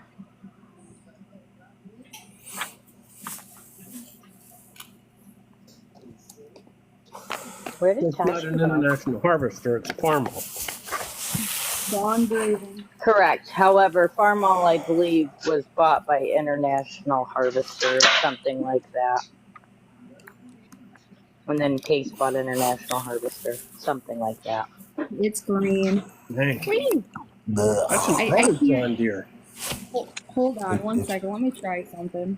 It's puke green. Oh, stop. This is family tractor. All Nice. John Deere. My grandfather actually owns 20 of these antique tractors, so That's a lot. yeah, he farms. There we go. That's me back the in. tractor sexy. Oh, that's cool. That's me back in 2018 driving it in the steam pageant. Oh, cool. That's a beautiful tractor. It still has the cable markings on it when they winched it out from the ice. That is cool. And that little ring there. like, if it's an older John Deere, then I'm game. These newer ones, no. Nothing new's good. Any tractor you have to pay the company to get the software so that you can They're fix it, ridiculously kind of expensive to repair. I think they're suing for right to repair right now because of the inability to self-fix. Anybody else down there have any stories they want to tell? There's an open box. That's graphic, Allie. Sorry, it's been a long day. Who won it, Okay, Jay? I'll go to bed. Night North John Central. Deere won it? Night or- North Then North Central. Night North Central. 99. Ta-ta for now. BTS. Jay, why don't Good night, you just come NC. up here and talk? Yeah, why Jay? Why are you being antisocial? We want cinnamon. I want a story. No. Cinnamon. Thank you, Jay. You may want cinnamon. For free. I can't be the only queen up here. Cinnamon is not here tonight. Oh, come on. Listen, Cinnamon has glass cutters right now. She cannot come out. Oh, is it a little chilly? His It's a nipples little are hard. cold. Yes. Oh, glass cutters. Jeez. I was with Now you. I get it. He wasn't even home. I was home. I was just outside. Oh, Allie, Cold how did glass. you like that video that I tagged you in? Oh God. Some new person that is selling some cleaner or something, saying it's It's pH better than 0. D2. pH 0. That's pH not 0? good. pH. So it's acid. But it's not But I acid. meant to say pH neutral, maybe. Basic. Yeah. Yeah. Like It's a base. Jesus. show the safety data sheet. I read it and it doesn't tell you anything. It's like, yeah, you need to wear gloves and protective clothing and eyewear and not to get it in your mouth or nose or anything else. And and the That's a nope. safety is unavailable. The safety against it is unavailable. It's like, you show me the research, then we can talk. Till then, go away. Yeah, Justin Tonight- shared on the past preservation Facebook page, and I commented on it, and I'm like, pH 0, so they're pouring acid on it. Yeah. But it's not And acid.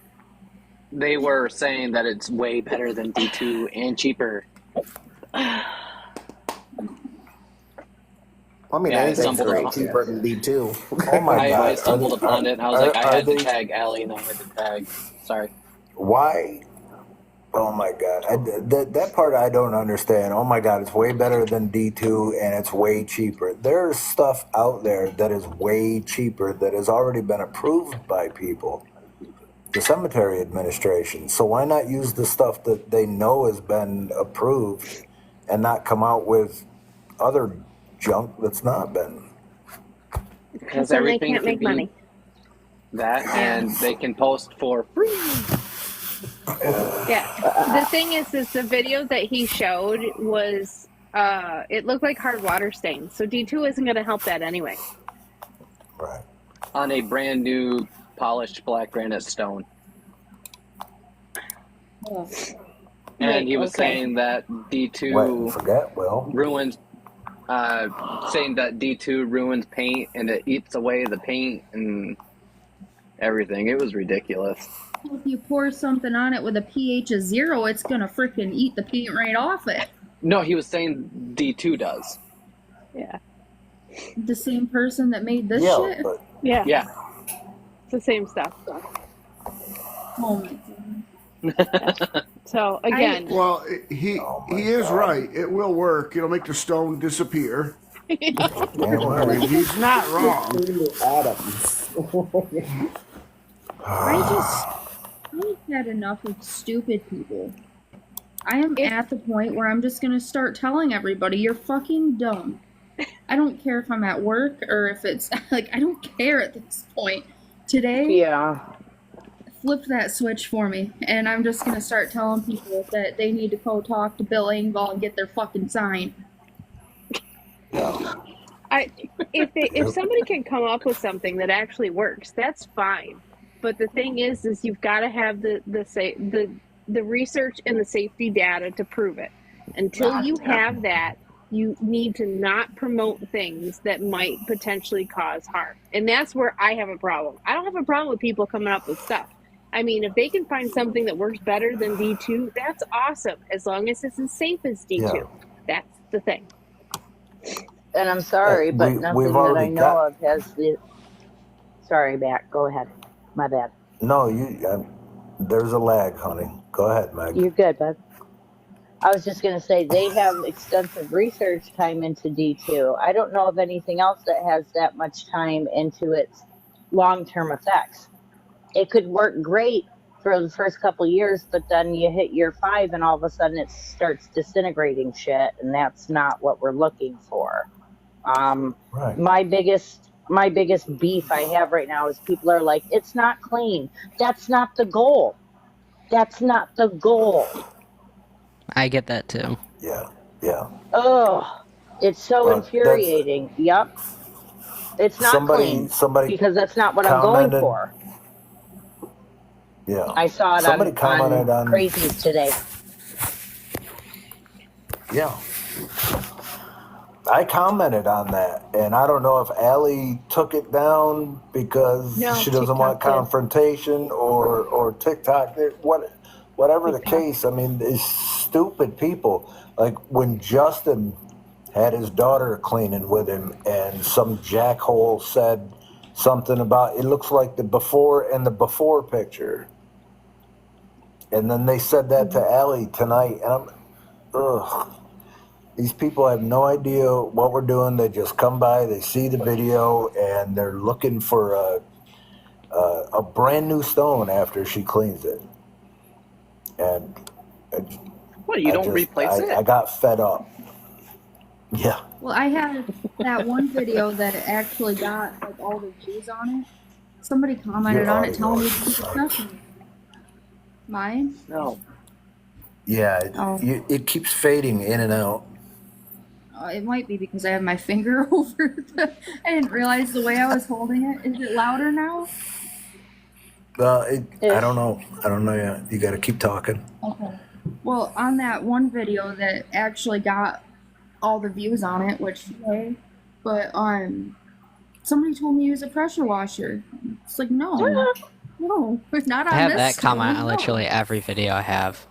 Yep. I'm like, yeah. I said that caused irreversible damage, and we're going for preservation, not cleanliness. I always try to keep it upbeat, but I want to go, you're stupid. I have a That's note why for all the I'm- responses.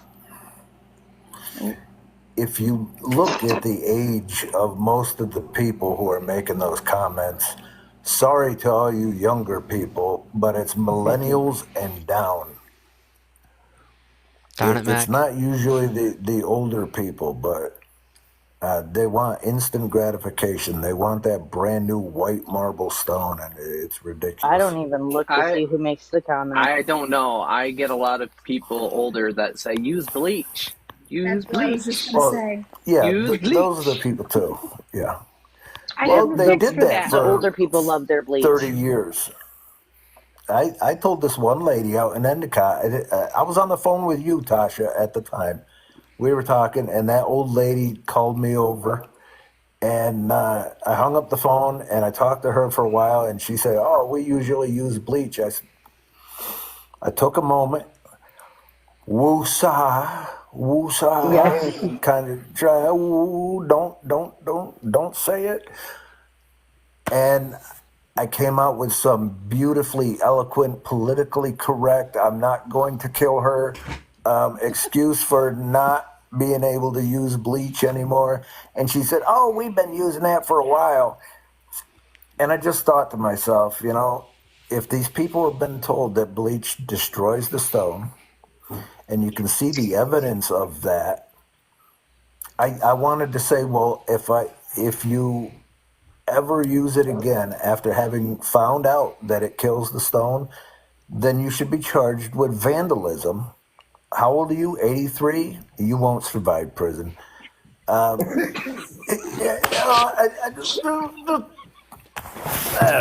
Mac's being You're mean out to old looking ladies. bleak. See, I ran into that issue. So, every like 4 or 5 months, I go to this thing at the fire hall, which, so that cemetery that I completely photographed and GPSed and all that, her husband is the fire chief for Adams. I go in there, I'm talking to him, I met her, I met the vice president of the cemetery and all that there. And he starts telling me that they pressure washed every one of the stones in that cemetery when they took it over. Now, mind you, I have to watch my tongue with this guy, and I'm not very good at that. So, he is not only the fire chief, his wife is in charge of that cemetery. He's the one that runs our fair, and he has the whole county board under his finger. So I don't know how I managed to do it, but I just looked at him and said, well, you have me to clean stones now, so just if you need one cleaned, call me. I did not say anything to him about not pressure washing them because they are already very thankful that I GPSed the whole thing, so they didn't have to go stone by stone figuring out who's where. So I have my fingers crossed And I told Allie about this, and I was like, yeah, that's why those pictures, the cemetery doesn't look very dirty because they pressure washed them. Yeah. They're thankfully, I have gone to every stone in that cemetery, and thankfully there does not seem to be much damage right now.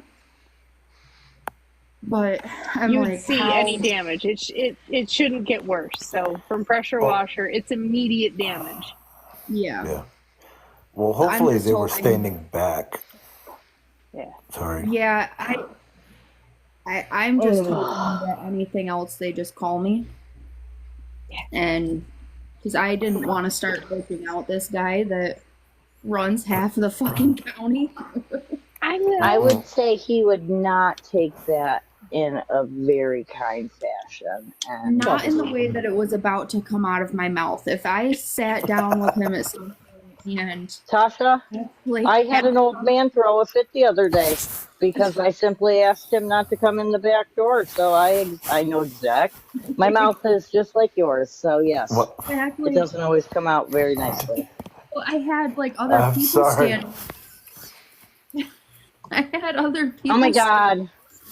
And I missed something. Me too. It's okay. Yeah, don't Back come in the door. back. You Oh, did. you had old guy Back come door. through that That's what you door. missed. Dear Jesus Christ. So all of that just processed in my head. Good job, Megan.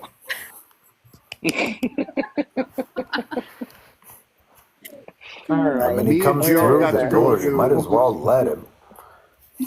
Good grief. No, he's mean. Sorry. Maybe that's why. Oh, that might be it. He's Damn definitely it. got That's lag. probably Damn it.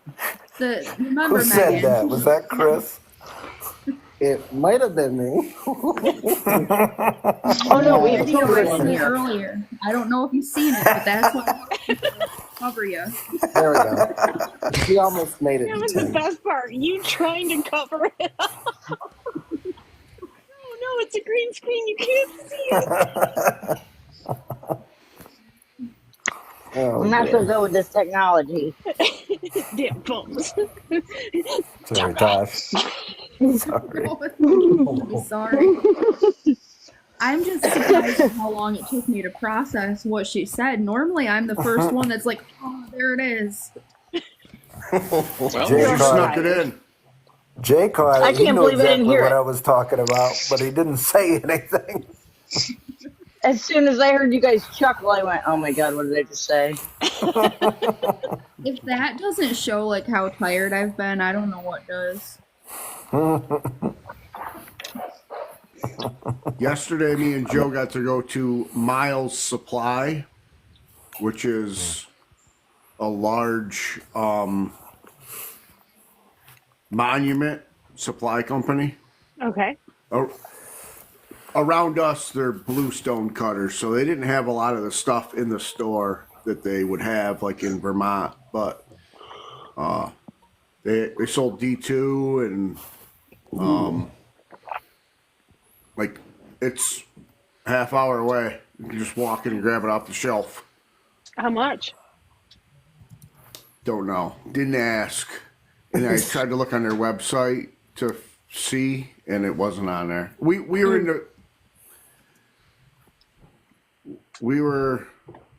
in the warehouse, so the guy wasn't at his computer looking stuff up. It wasn't on the, no numbers on the stuff out back. Oh. I was down near there today, Jay. Oh, were you? Yeah. That's a story I could have told. Tonight we went to the cemetery where we had the cleaning class, Riverview Cemetery, and the high school kids put on a whole presentation about the history of all these different stones. Like they did the genealogy of the person. The kids read this. They figured out the genealogy and then they read the stories. Unfortunately, I was not allowed to record the kids, but there was a few adults that I did record. Oh, cool. So, and we Did they found a do couple any of more the stones stones that we we fix. that we cleaned? Probably No. not. Or the No. one that Mac almost threw his back out helping Corey lift? Threw his back out. Yeah, you and Corey picking up half the stone. You're like, oh. They did do the I'm a stone that brute, Joe and baby. Laura fixed for them. Oh, the They poet. do that stone every year, up the poet, yeah. So they were like, luckily we can show the stone, because all they've ever shown before was just the Bottom half. yeah, not even. It was just a base at one point. So pretty cool. Ooh, I got one. You cut his head off. God damn, I'm fat. I wasn't gonna say anything. I have to That's preface a different this story. by saying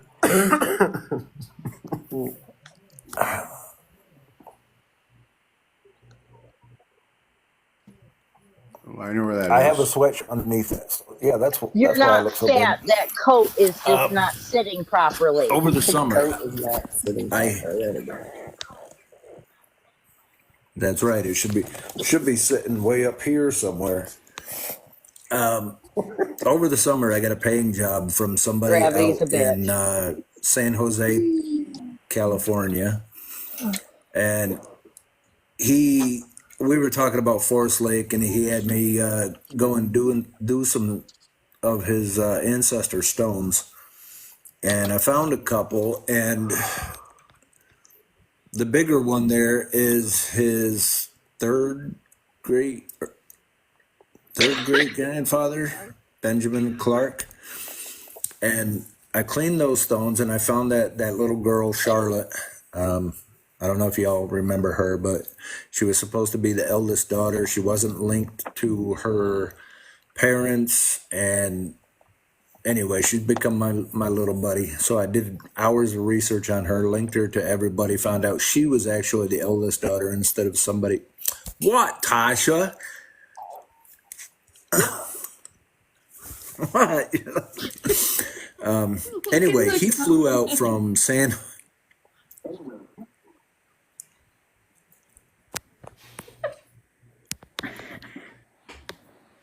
You saw it too, okay. Missing? I Daddy's thought moist, when I saw our soggy picture pop up turds. as the invite. Oh my I have God. 6 screenshots. Anyhow. That is a name and I have. Wait, what? Oh my God.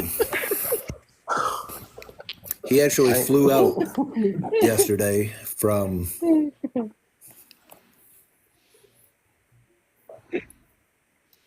California. You better wipe, buddy.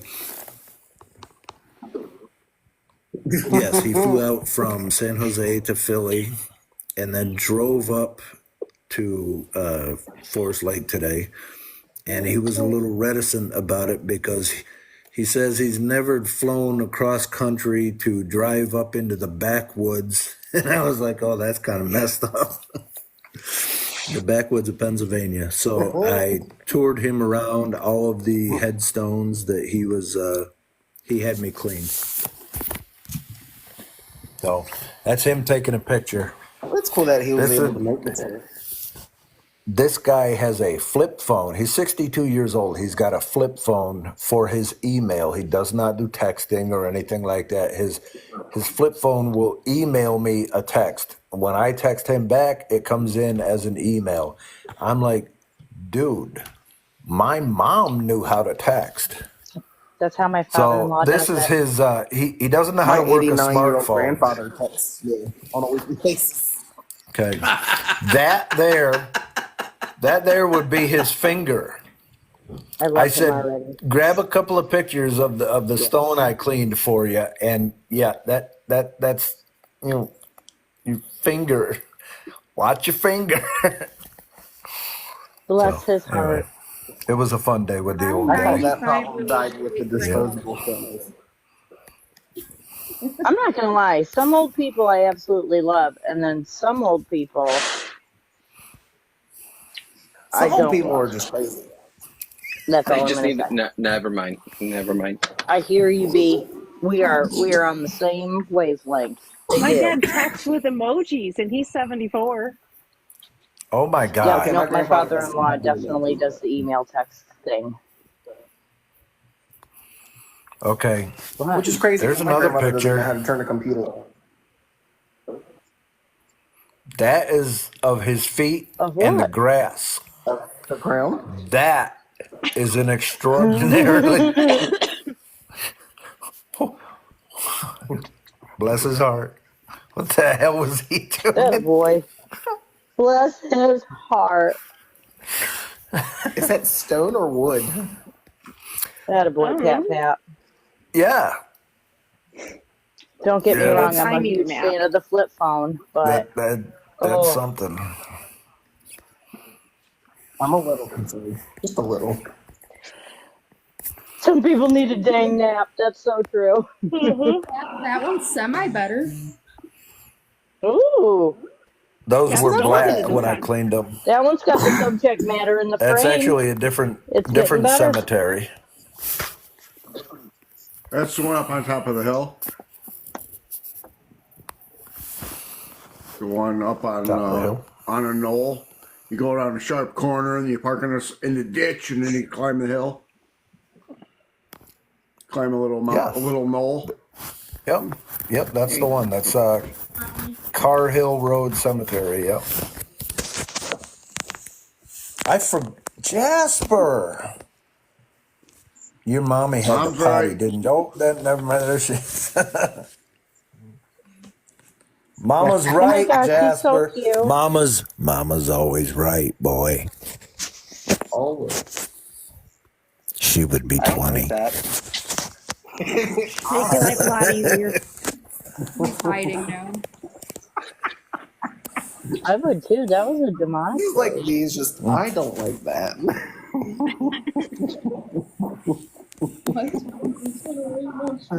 Allie is turning into a pumpkin. She's pumpkining it out. Can you tell? What's our I still assignment can't for get over next that week? meme. Yeah, that was interesting.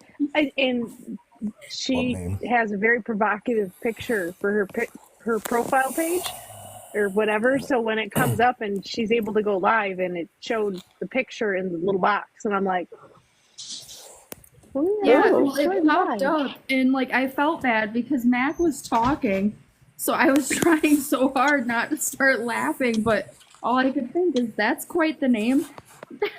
That was I'm such sorry. a, I started so that fast. was such a name.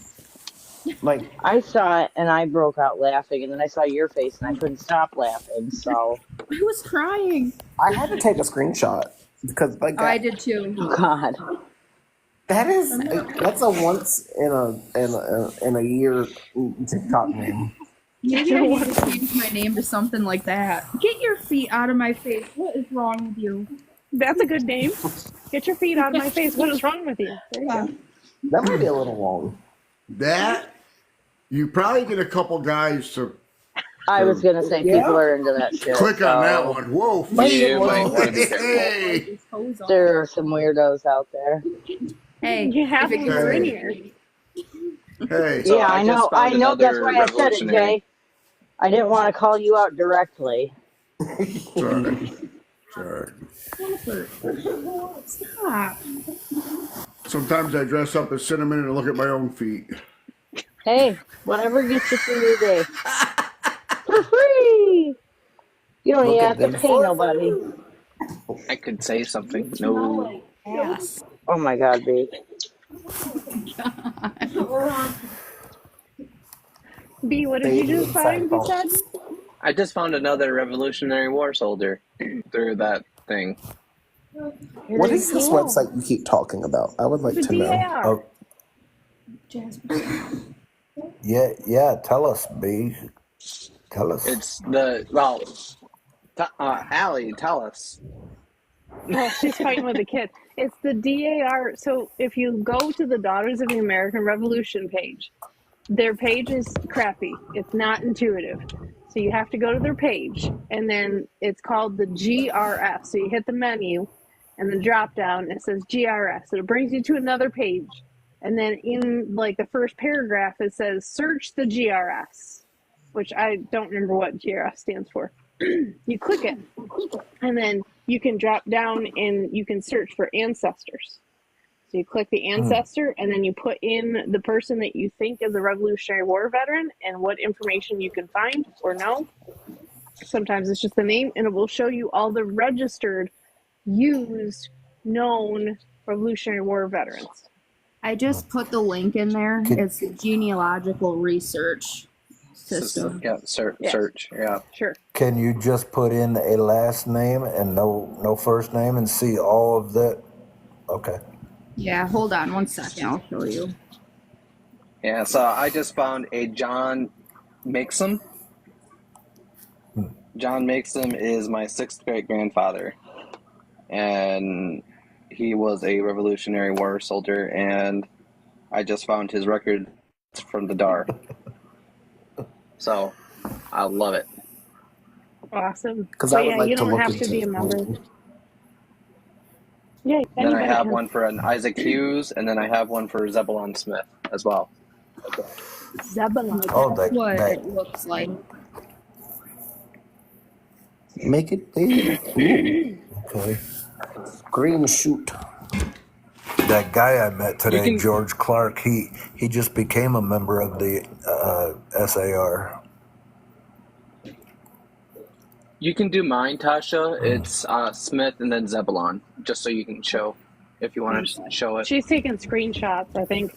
Oh. Well, never mind then. Well, I took my screenshot, so you're good.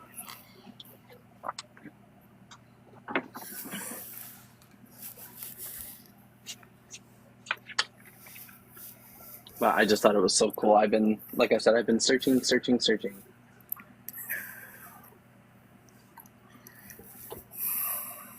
You can do it, Tasha. Can You can. What's the first? We want the other one.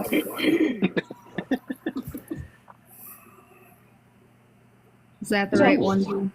Yeah, Maybe. Sullivan County. Yeah. So it might show you things that are wrong. So sometimes, like way in the past, they had approved some women without proper documentation, and have since disproved some. So a lot of times you might see an error. It might say, there's been errors found in this application. So if you're going to use that and try and join, especially through the DAR, you got to kind of show extra. Yeah. But it's a So good baseline to start with. He told me today that the SAR was cracking down because a while ago they had used some kind of secondary information or secondary sources, and they're not doing that anymore. Yeah, I think they're starting to go more towards the DAR standards. Well, then I need to join before they start going crazy and ask for a blood sacrifice. Well, you've if got you everything have an app- documented, right? Oh yeah, I have everything documented, but I don't have the blood sacrifice, and I don't have the extra 2 kidneys that I can give to join. Oh. If they're already approved through DAR, then they're 100% good for SAR.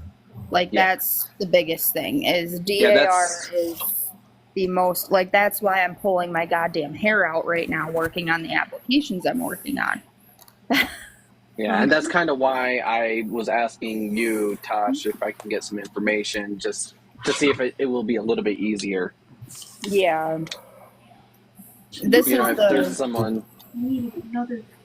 Sorry, go ahead. Is this the ancestor that you want the records for? No, that one was Westbrook. Okay. But if you want, if you want, you can do this guy instead too. That's fine. I have it all documented as well. I can look at both. I need to whatever get you these can do. ones done. Yeah, whatever you can do, please just take your time, and I'm in no rush. These were my hair. Did you look at Tracy's? I Gosh. haven't yet. I have not looked at anything except I haven't looked at anything except the ones that I'm working on because those I have to have done by Saturday. Okay. Yeah. And her And pinky's not helping. no. Who's Binky? She's a Binky? No, Allie knows. I texted her this morning and I was like, I just fucking woke up. 7:40. Go to bed. May I ask what's all going into what you have to do for those two people, if you don't mind me asking? So they, with the first 3 generations, they require vital records.